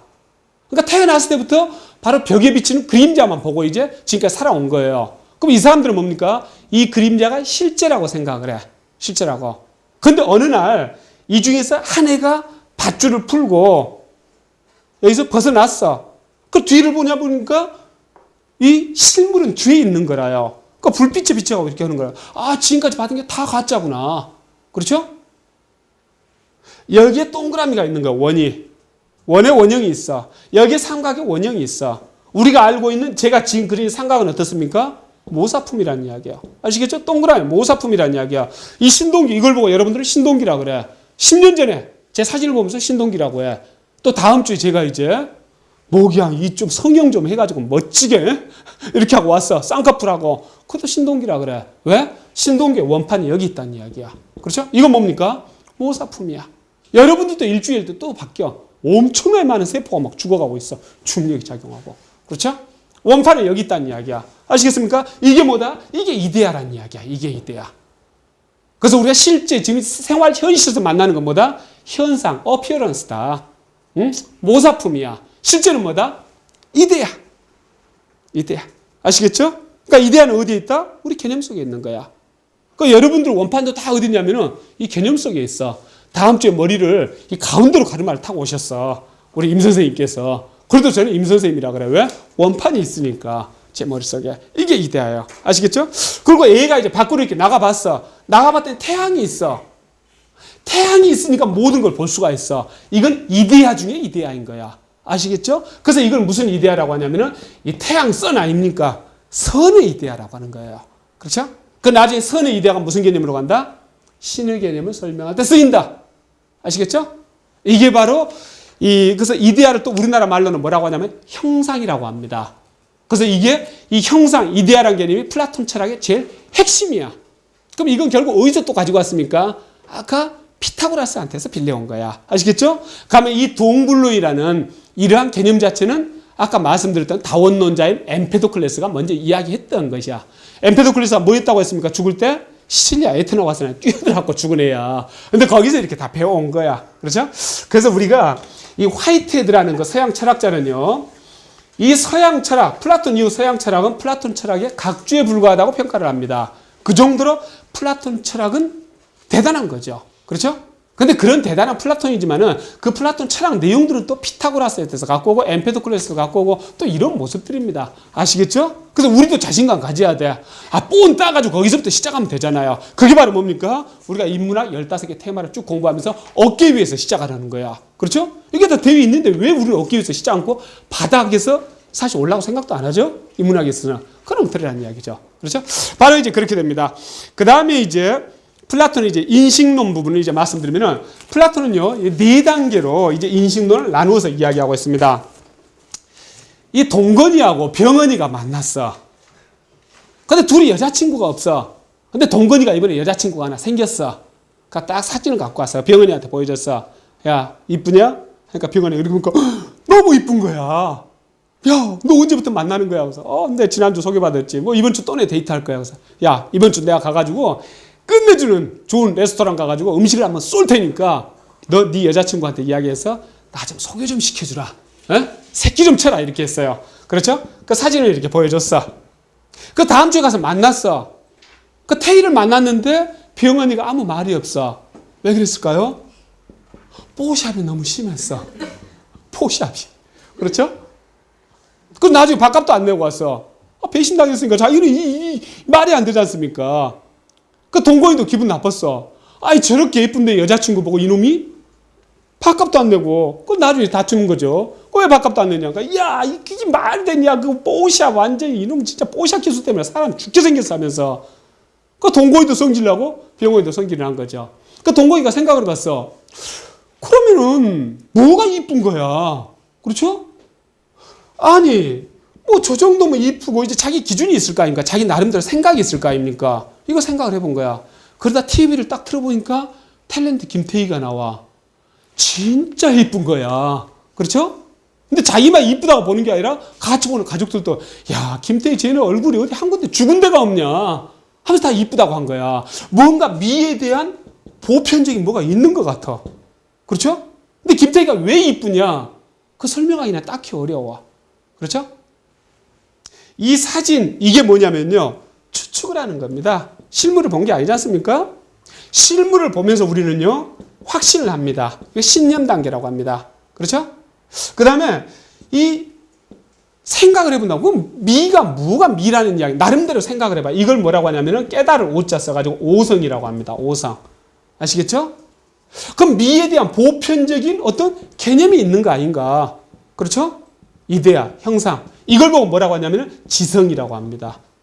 지성요. 아시겠죠? 그래서 여기까지는 뭐냐면요, 여기까지는 바로 의견이라고 합니다. 의견. 이걸 지식이라고 합니다. 이건 뭘로 느낍니까? 우리가 오감으로 느끼는 거예요. 감각으로 느끼는 거예요. 이건 뭘로 느낍니까? 이성으로 느끼는 겁니다. 이성요. 그래서 이걸 뭐라고 하냐면 또 다른 말로 가시계라고 합니다. 눈으로 보이는 세계. 그렇죠? 이걸 뭐라고 합니까? 가지계라고 합니다. 이게 플라톤의 4가지 인식 단계입니다. 이게 제일 저급한 단계예요. 그렇죠? 너무 사진 보고 예쁘다 안 예쁘다. 아니면 우리가 요즘 화보 볼 것 같으면 다리가 그냥 쭉 빠져가지고 8등신이 아니라 이거 뭐 10등신, 11등신이야. 근데 막상 보면 어떻습니까? 이효리를 보면은 굉장히 구두굽이 높겠죠? 그렇죠? 8등신 잘 없죠? 뽀샵 정도가 아니야. 이걸 믿고 요즘 사진 보고 선 보는 사람들은 없을 거예요. 그럼 얼굴 보고 선 볼까 참 애매할 것 같아요. 그렇죠? 믿을 수가 없는 거죠. 실물은 어떻습니까? 돈 좀 들였어. 공사 좀 했어. 그렇죠? 나중에 애 낳았는데 나무 집애니 우리 집애니 애가 바뀌었느니 이 싸움을 해야 돼. 그렇죠? 엄마는 분명히 쌍꺼풀 있고 갸름하고 이렇게 했는데 얘는 얼굴은 왜 이렇게 크고 넙대대해가지고. 그렇죠? 이것도 믿을 수가 없다는 이야기예요. 그 다음에 이제 이걸 믿을 수가 없다는 이야기는 신동기가 이번 주 보고 다음 주 봤을 때 계속 바뀌고 있지 않습니까? 계속. 그렇죠? 그 다음에 오늘 제가 갯돈을 못 냈어. 그럼 굉장히 우울할 거 아닙니까? 그럼 제 얼굴은 굉장히 이렇게 인상을 쓰고 다니구나. 쟤는 상당히 그 어두운 표정이구나. 근데 오늘 갯돈을 못 내서 그럴 따름이야. 근데 다음 주에 주택번호 당첨이 됐으면 화날 거 아닙니까? 지난번에 걔가 아니네? 이렇게 이야기하는 거죠. 근데 거꾸로 제가 이제 어떤 분을 봐. 우리 이제 만만한 게 또 임 선생님이네. 임 선생님을 봐. 근데 임 선생님이 오늘 예를 들면 뭐 회사에서 실적을 제대로 못하고 왔어. 윗분한테 깨지고 왔어. 그럼 어떻습니까? 어두워. 막 못생긴 것 같아. 근데 다음 주에 어떤 이제 무슨 뭐 큰 좋은 성과가 있어서 달라진다는 이야기죠. 그러니까 이 대상물도 끊임없이 달라지고 있을 뿐더러 나도 달라지고 있는 거야. 내 기분에 따라서 달라. 오늘 뭐 구름끼였어. 우울하지 않습니까? 그렇죠? 그런 거 좋아하는 사람들도 있어요. 안개꽃 좋아하고. 그 사람 어디로 들어갑니까? 정신병원. 그래서 이 우리가 보는 실물 있지 않습니까? 이것도 정확하지 않다는 이야기예요. 대상도 바뀌고 나도 바뀌고 하기 때문에. 아시겠죠? 그래서 추측보다는 그래도 더 정확한 거야. 그래서 이것은 생각을 하는 건데 지 나름대로 생각한 거야. 이게 오성이야. 그 다음에 이제 이 지성이라는 건 미의 보편이 있다는 이야기예요. 그렇죠? 그게 뭡니까? 이데하고 형상이라는 이야기죠. 이게 네 단계예요. 아시겠죠? 그래서 이건 바로 이 우리가 오감으로 느끼는 의견에 불과한 이게 참 지식이라는 이야기죠. 그래서 우리는 뭘 추구해야 한다? 이걸 추구해야 된다. 그래서 아까 말씀드린 여러 번 예를 든 것처럼 삼각형이나 이런 것은 이데아가 따로 있는 거예요. 우리가 보는 것은 다 뭐다? 이거야. 삼각형 아니야, 그것은. 이게 바로 이 플라톤의 바로 이 4단계 인식론입니다. 그러면서 여기서 뭐가 시작되냐면 이원론이 시작돼요. 그래서 플라톤은요, 이걸 의견과 지식으로 나눴어. 그렇죠? 이게 감각의 세계고 이건 이성의 세계야. 그렇죠? 감각의 세계는 뭡니까? 육체하고 물질이야. 이성의 세계는 뭡니까? 정신이야. 그러면서 정신과 물질을 대립을 시켰어. 그러면서 어느 한쪽이 더 우수해. 정신이. 물질은 더 낫고. 이걸 뭐라고 하냐면 이양대립이라고 합니다. 서양 철학에서요. 이양대립. 그러면 정신이 물질보다 항상 우수하냐? 마르크스는 뭐라고 했습니까? 유물론적 관점에서 볼 것 같으면은 물질이 정신을 결정을 하지 않습니까? 그렇죠?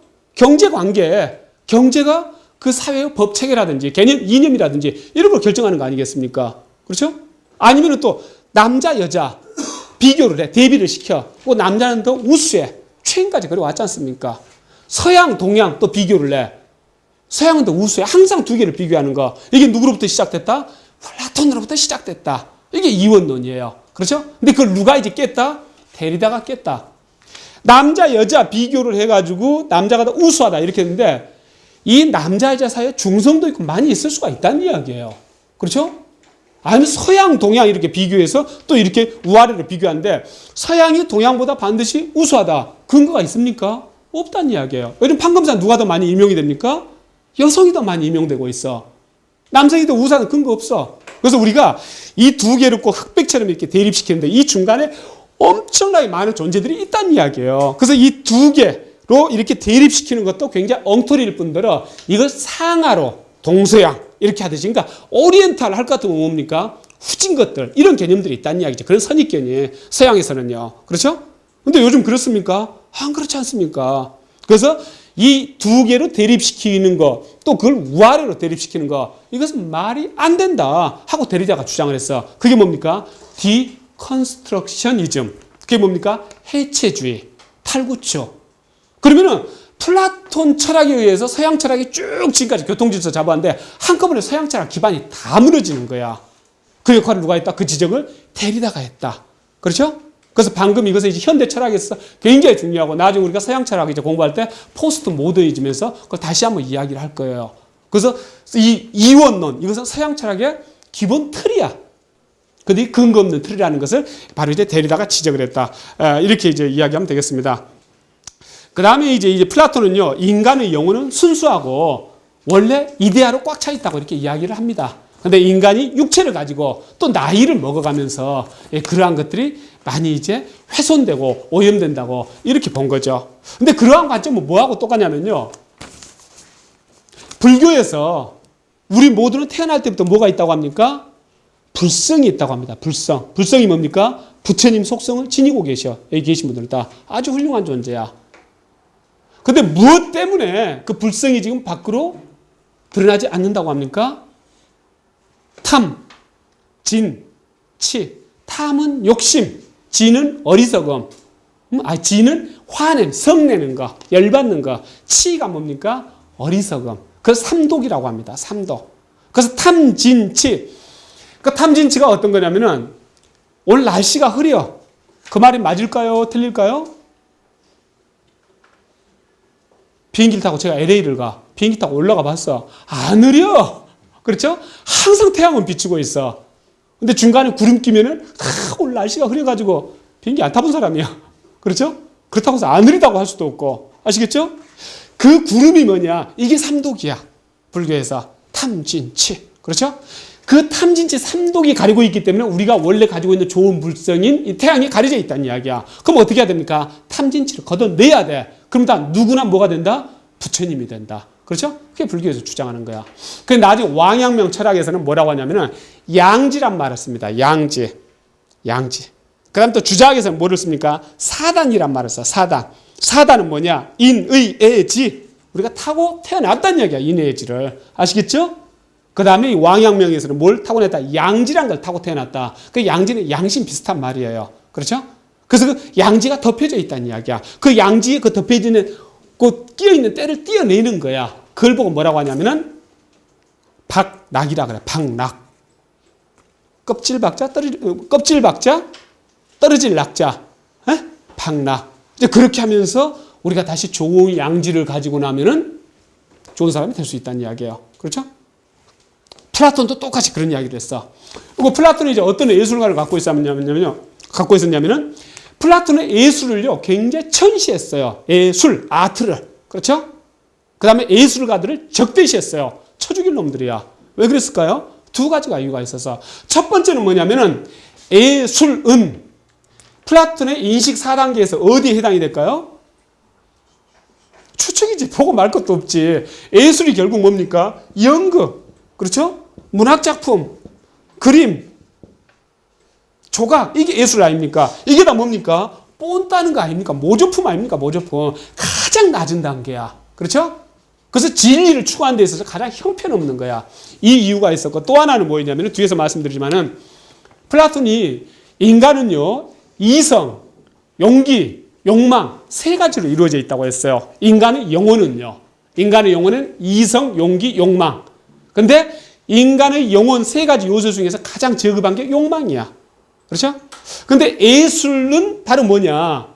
인간 영혼 세 가지 중에서 가장 저급한 욕망을 충족시키기 위해서 예술을 한다는 이야기예요. 그래서 결국 플라톤이 볼 때 예술은 어디로 가느냐? 애욕적이고 폭력적으로 흘러간다고 했어요. 맞다 틀리다? 너무 대단한 통찰력인 거야. 18금, 19금 없앴어. 그러면 우리는 오후 6시부터 뭘 볼까요? TV, KBS에서 야동을 보기 시작할 거야. 18금, 19금 없으니까. 그렇죠? 왜? 그거 많이 보잖아. 사람들이 좋아하잖아. 인터넷에서도 어떻게 될까요? 그냥 뭡니까? 맨 처음 포털 사이트, 거기에 야동이 다 이렇게 뜨는 거야. 그렇죠? 왜? 법적으로 막은 거 없지 않습니까? 금한 거 없지 않습니까? 그럼 사람들 그걸 좋아한다는 이야기야. 인간의 영혼은 뭘로 이루어져 있다고? 이성, 용기, 욕망. 그렇죠? 근데 가장 그 저급한 영혼이 욕망을 충족시키는 게 예술이다. 그래 예술은 결국 폭력적이고 애욕적으로 간다. 그래서 법으로 그렇게 정해 놓으니까 그 법에 겨우 저쪽 안 돼. 바로 그 부분까지 가지 않습니까? 거의 이렇게까지. 그렇죠? 그리고 예를 들면 섹스가 안 들어가면은 소설이 안 나오잖아. 요즘도 막 옷 벗고 하는 거 이게 안 나오면은 요즘은 드라마가 안 되잖아. 그렇죠? 그러다 뭡니까? 폭력이 안 들어가면은 재미가 없다 그러잖아. 그래서 플라톤은 이미 그걸 내다봤어. 그래서 어떻게 했느냐? 아이들한테 플라톤의 심지어는 일리아드와 오디세이도 읽지 못하도록 했어. 오염된다고. 그렇죠? 그래서 예술을 그렇게 굉장히 낮게 이렇게 봤던 겁니다. 그리고 이제 플라톤은요, 바로 정의론을 주장을 하는, 이제 정의론을 이야기를 하는데, 이 인간의 영혼은 이성, 용기, 욕망 이렇게 돼 있어요. 그래서 이성은 어디서 나오냐면 머리에서 나와. 아시겠죠? 용기는 가슴에서 나와. 욕망은 어디서 나옵니까? 배에서 나와. 그리고 이 이성은 지혜를 추구합니다. 이 용기는요, 그대로 용기를 추구하죠. 욕망은요, 적정한 절제가 있어야 돼.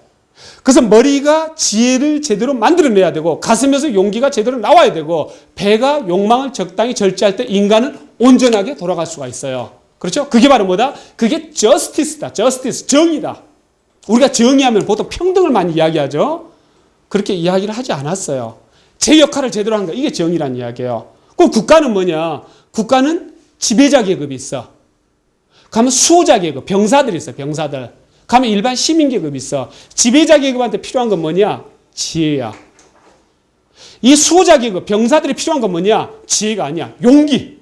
그렇죠? 일반 시민들이 필요한 건 뭐냐? 적당한 절제. 몸 신체 구조하고 똑같다는 이야기야. 그래서 한 국가가 제대로 돌아가려면은 이성, 지혜를 가진 지혜자 계급, 용기를 가진 수호자 계급, 그 다음에 적절한 절제를 하는 절제하는 욕망을 가진 일반 시민 계급. 이게 제 역할을 할 때 국가가 제대로 돌아간다는 이야기예요. 그게 용기란 이야기, 그게 정의란 이야기예요. 아시겠습니까? 제 역할을 제대로 하는 거. 그럼 동양에서는 정의를 어떻게 봤을까? 동양에서도 비슷해. 동양에서는 그걸 뭐라고 하냐면요, 정명론이라고 그래요. 정명론. 이 정명론은 뭐냐면은 이름에 부합되게 하는 거. 그렇죠? 쉽게 말씀드리면 뭐냐? 논어에 뭐가 나옵니까? 군군, 신신, 부부, 자자. 이 군주는 군주다워야 되고, 신하는 신하다워야 되고, 아버지는 아버지다워야 되고, 자식은 자식다워야 된다. 그걸 정명론이라 그래. 이름에 맞게끔. 아시겠습니까? 그게 바로 뭡니까? 제 역할을 제대로 하는 거야. 아시겠죠? 그래서 정의라는 건 뭐냐? 제 역할을 제대로 하는 거. 이게 플라톤의 바로 정의, 데피니션입니다. 그렇죠? 그러니까 동양에서 그런 게 쓰이고. 그다음 플라톤이 이제 정치 형태를 제가 이제 말씀드리면요. 우리가 정치 체제를 이야기할 때 한 사람이 모든 권력을 가지고 있느냐, 아니면은 그 사회를 구성하는 모든 사람이 권력을 가지고 있느냐에 따라서 이것을 군주정치라고 하고 이것을 민주주의라고 할 수가 있어요. 민주정치라고. 아시겠습니까? 근데 그 도시를, 폴리스 국가를 이루고 있는 구성원이 10,000명인데 그 중에서 100명이 권력을 나누어 가지고 있어. 그걸 바로 뭐라고 합니까? 그걸 바로 귀족정치라고 합니다. 아시겠죠? 이 소수가 가지고 있어. 근데 군주, 소수, 민주정치의 이 표현은 뭐냐면은 이 한 사람이 정치를 가지고 있는데, 이 권력을 가지고 있는데 그 권력을 누구를 위해서 쓴다? 자기 개인이 아니라 전체를 위해서 써. 아시겠죠? 이걸 보고 군주정치라고 하고, 이 귀족정치, 이 귀족정치는 뭐냐면은 이 소수가 권력을 가지고 있는데 그 권력을 자기 개인을 위해서 쓰는 게 아니라 국가 전체를, 모든 시민들을 위해서 써. 아시겠죠? 이게 바로 귀족정치야. 그 다음에 이 민주정치는 뭡니까? 각각이 바로 사회를 위해서 권력을 쓰는 것이야. 그렇죠? 이게 민주정치입니다. 그러면은 이 군주가 자기를 위해서 권력을 써. 이걸 뭐라고 합니까? 참주정치라고 합니다. 귀족이 자기를 위해서 권력을 써. 그렇죠? 부조리를 하고. 이걸 뭐라고 합니까? 금권정치 또는 과두정치라고 합니다. 이 사람들이 자기 개인을 위해서 권력을 써. 그렇게 하면 어떻게 됩니까?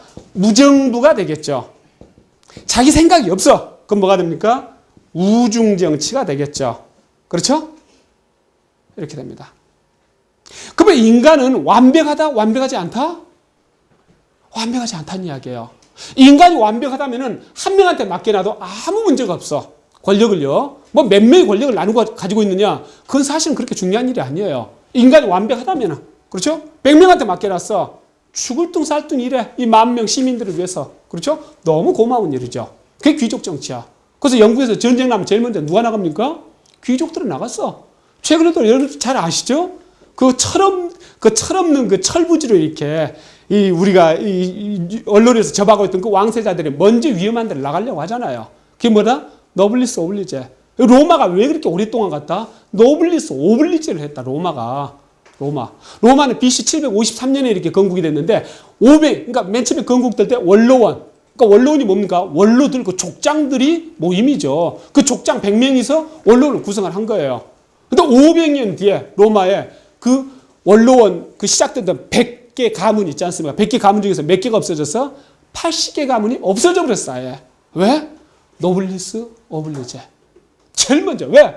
내가 귀족이잖아, 귀족. 국가에서 그만큼 대접받고 있잖아요. 일반 시민들로부터 대접받고. 그래서 어떻게 했나? 전쟁 나고. 그러니까 권리만 그렇게 향유하는 게 아니라 의무가 있을 때는 제일 먼저 나가서 목숨 던져버리는 거야. 그게 귀족 정치야. 아시겠습니까? 아무 문제 없어. 그러니까 모든 건 균형은 문제입니다. 이 권리와 의무가 균형을 이루고 있다면은, 아시겠죠? 이거에도 상관이 없고, 이거에도 상관이 없고, 이거에도 상관이 없다는 이야기죠. 그렇죠? 근데 인간이 완벽하지가 않아. 그러면 끊임없이 이건 찾아먹으려고 하면서 이건 죽이려고 해. 그래서 어떻게 됩니까? 이렇게 타락하기가 쉬워. 이게 군주정치가 타락한 모습, 귀족정치가 타락한 모습, 민주주의가 타락한 모습이야. 근데 제일 큰 문제는 무정부가 제일 큰 문제입니다. 왜 사회계약론을 이야기합니까? 이 자연 상태에서는요, 어느 한 사람도 안전할 수가 없어. 아시겠죠? 다른 사람 공격하면 끝이니까. 그래서 우리가 자연 상태에서는 무한대의 자연 권리를 내가 갖고 있어. 누구를 죽여도 돼. 내가 재판해도 돼.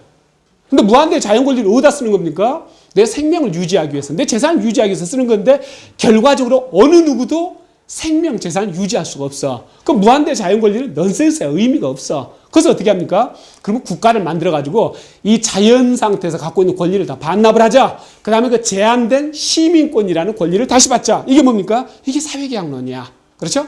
이 무정부 상태는 뭡니까? 자연 상태로 돌아가는 거야. 어느 누구도 안전할 수가 없어. 그래서 자연 상태로 그냥 도둑놈이 가고 강도가 가고 못 살겠어. 밤에 택시도 못 타겠어.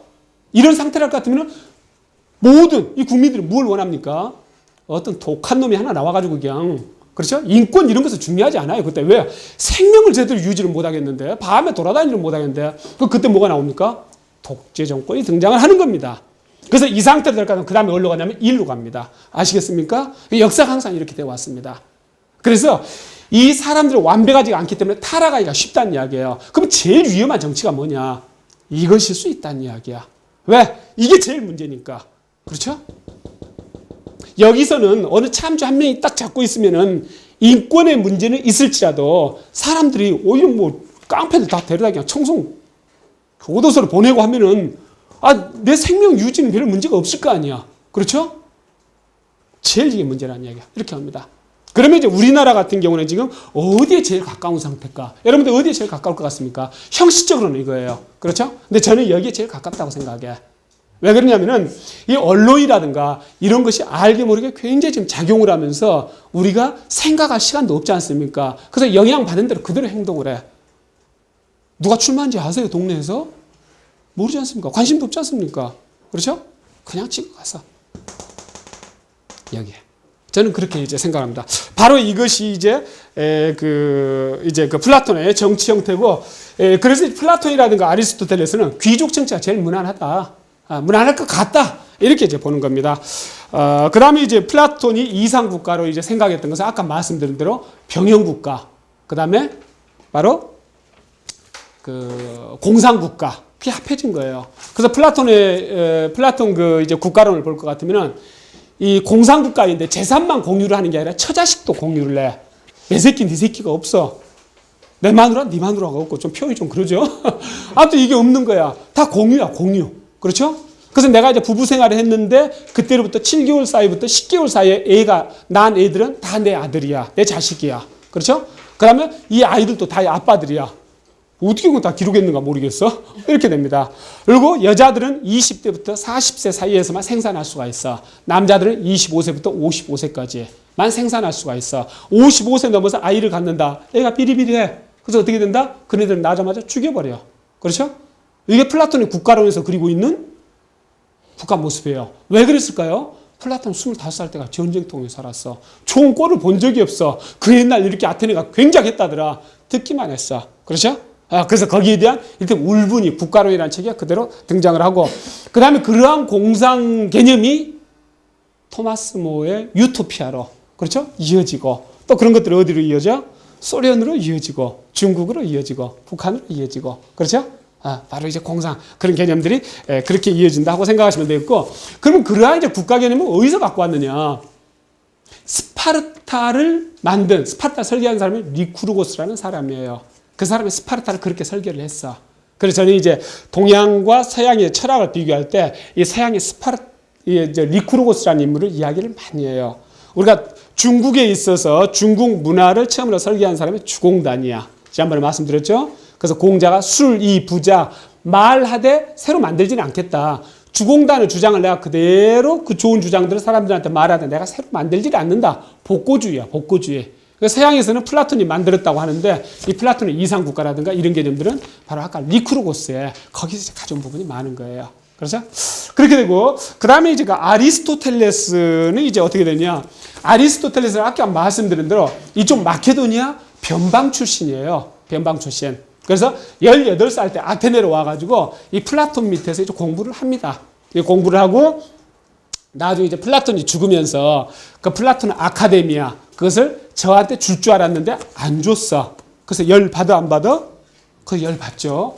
그래서 이쪽 지역 가가지고 좀 이제 있다가 그때 여기서 이제 부른 거야. 그래서 이 아리스토텔레스의 아버지는 니코마코스야. 그래서 니코마코스 윤리학이라는 책이 있죠. 아리스토텔레스가 쓴. 근데 아리스토텔레스 아들도 또 니코마코스야. 그래서 그 니코마코스는 바로 뭘 했냐면은 이 마케도니아 아민타스 3세라는 왕의 주치의를 했어. 근데 아민타스 3세가 누구냐면 알렉산더 대왕의 할아버지야. 그렇죠? 있는 집이죠. 그래서 여기서 이제 아리스토텔레스가 있다 보니까 바로 이 알렉산더 대왕의 아버지였던 필립스 2세가 와가지고 우리 애 좀 가르쳐 도하고 부탁을 해. 그래서 그때 이제 알렉산더가 13살이어가지고 7년간 이제 가르칩니다. 그래서 가르치고 난 다음에 다시 아테네로 와가지고 이 아폴론 성지에다가 학교를 세워. 근데 그 아폴론의 다른 이름이 또 리케이우스라 그래. 리케이우스. 그래서 아폴론의 그 다른 별명인 리케이우스를 따서 리케이온이라는 학교를 세우는 거죠. 플라톤이 세운 학교는 뭡니까? 아카데미아. 그렇죠? 거기서 이제 아카데미란 말이 다 나오는 거죠. 그래서 이제 먼저 세웠겠죠. 당연히 이 아리스토텔레스의 스승이니까. 그래서 아리스토텔레스가 바로 리케이온이라는 학교를 세워가지고 여기서 이제 학생들을 그렇게 가르치다가 나중에 알렉산더 대왕이 BC 323년에 죽습니다. 그러면서 반 알렉산더 운동이어서 일어나. 잘못하면 잡혀 죽죠. 그렇죠? 그래서 잽싸게 도망을 가. 그래 가가지고 뭐 위장병으로인가 이렇게 죽었다 그래요. 그렇게 해서 죽었어. 그러면 아리스토텔레스 철학은 이제 어떤 철학들이 있느냐 할 것 같으면은 플라톤의 이데아를 우리나라 말로 형상이라고 합니다. 근데 아리스토텔레스에서도 형상이란 말을 똑같이 씁니다. 그러면은 이 모래가 있어요. 모래로 벽돌을 만들었어. 모래는 진료야. 아시겠죠? 벽돌은 형상이야. 벽돌로 벽을 만들었어. 그럼 벽돌은 진료야. 벽은 형상이야. 그러니까 벽으로 집을 지었어. 집을 구성을 했어. 그럼 벽은 진료야. 집은 형상이야. 아시겠습니까? 이게 형상과 진료 관계입니다. 그래서 이 왜 갑자기 마르크스가 나오냐?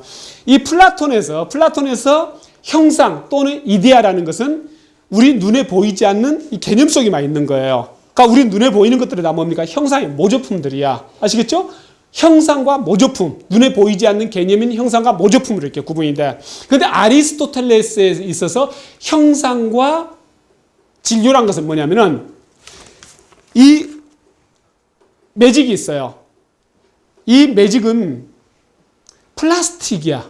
플라스틱, 또 물, 또 쇠가 있어. 그게 진료야. 아시겠죠? 그러니까 이 매직은 왜 존재합니까? 글을 쓰기 위해서 존재해. 그 기능 자체는 뭡니까? 형상이야. 이 모습도 형상이야. 아시겠죠? 그래서 이 아리스토텔레스에 있어서 진료와 형상이라는 것은 뭐냐면 진료는 재료나 물질을 이야기합니다. 형상은 그것이 존재하는 이유 또는 기능 또는 그 모습 이것을 형상이라고 합니다. 아시겠죠? 그러면은 도토리가 있어요. 도토리가. 그럼 도토리가 나중에 참나무로 돼. 그러면 도토리를 뭐라고 하냐면은 참나무가 되기 위한 가능태라 그래. 말이 좀 어렵죠? 가능성을 가지고 있다는 이야기야. 가능성을 가지고 있는 상태인데 말을 되게 어렵게 만들어놨어. 그렇죠? 근데 그 말에 다른 말도 없을 것 같아 또. 그래서 애우셔야 돼. 이해가 되죠? 그래서 도토리는 참나무가 될 수 있는 가능태야. 그럼 참나무는 도토리가 현실화된 거야. 그래서 뭐라고 합니까? 현실태 그래. 그렇죠? 그러면 가능태를 또 잠재성이 있다고 이거지. 잠재성. 그래서 잠재태라고 이야기하기도 합니다. 아시겠죠? 잠재태.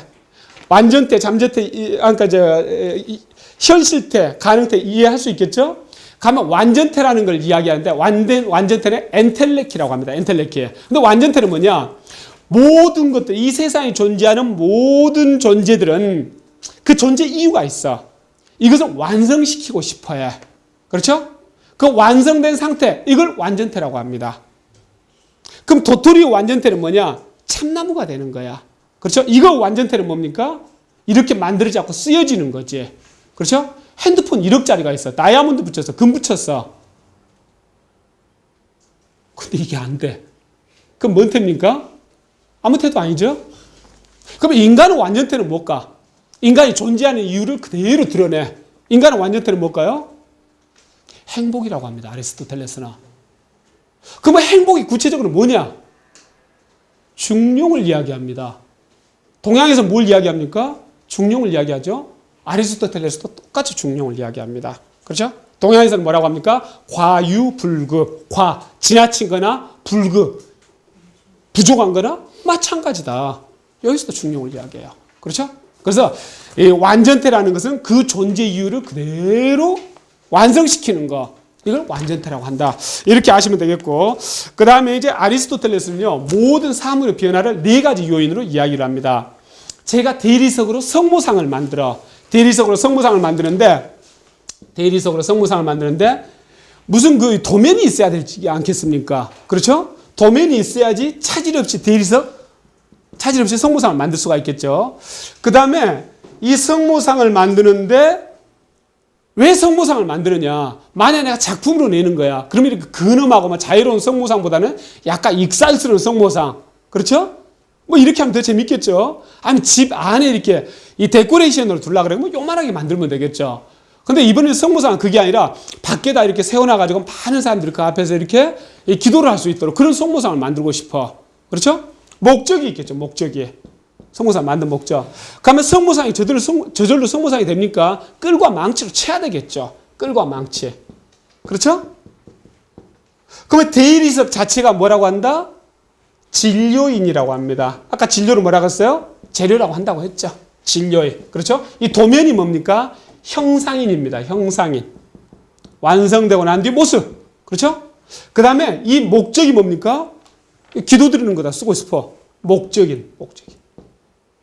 끌로 쳐가지고 만들어. 이게 뭡니까? 이걸 작용인이라고 합니다. 작용 또는 동력인 이렇게 말도 해요. 그렇죠? 이게 사물이 변화를 일으킬 때 작용하는 네 가지 원인이에요. 그러면 사람으로 비교할 때 청소년이 앞으로 내가 행복하게 살고 싶어. 중고등학교 다닌 애가. 그럼 행복이 뭡니까? 그게 목적이죠. 그렇죠? 그러면 나는 돈을 많이 벌면 행복할 것 같아. 돈을 많이 벌면.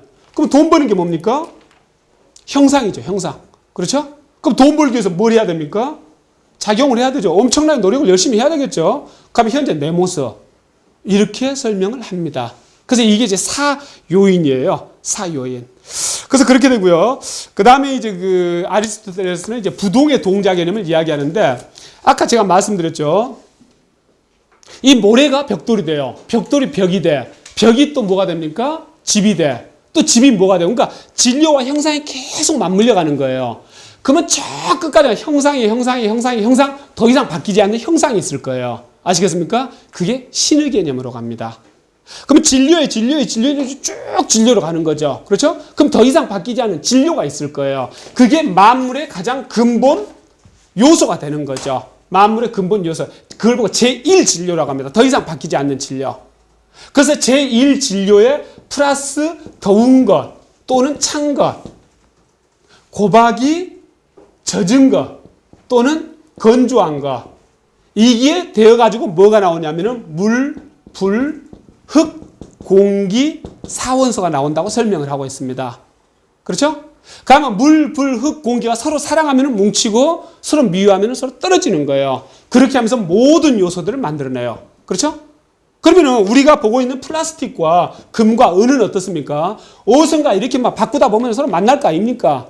그게 연금술입니다. 아시겠죠? 뉴턴이 1666년에 중력을 발표를 했어. 뉴턴이 유명한 연금술사죠. 그때까지 이 사원소설이 유효했던 거야. 아시겠죠? 그래서 뉴턴은 대단한 사람이지만은 흙, 물, 막 이런 걸로 섞어가지고 금을 만들려고 엄청난 노력을 했던 사람이에요. 아시겠죠? 그래서 이건 누구 탓으로 그렇게 했다? 아리스토텔레스 때문에 그렇게 했다. 그렇게 됩니다. 그 다음에 이제 이게 이제 지상, 그 다음에 이제 이 물하고 흙은 밑에 있지 않습니까? 그래서 여기서 갖고 있다, 여기서 손에서 물하고 흙을 갖고 있다가 놓으면은 밑으로 떨어지는 겁니다.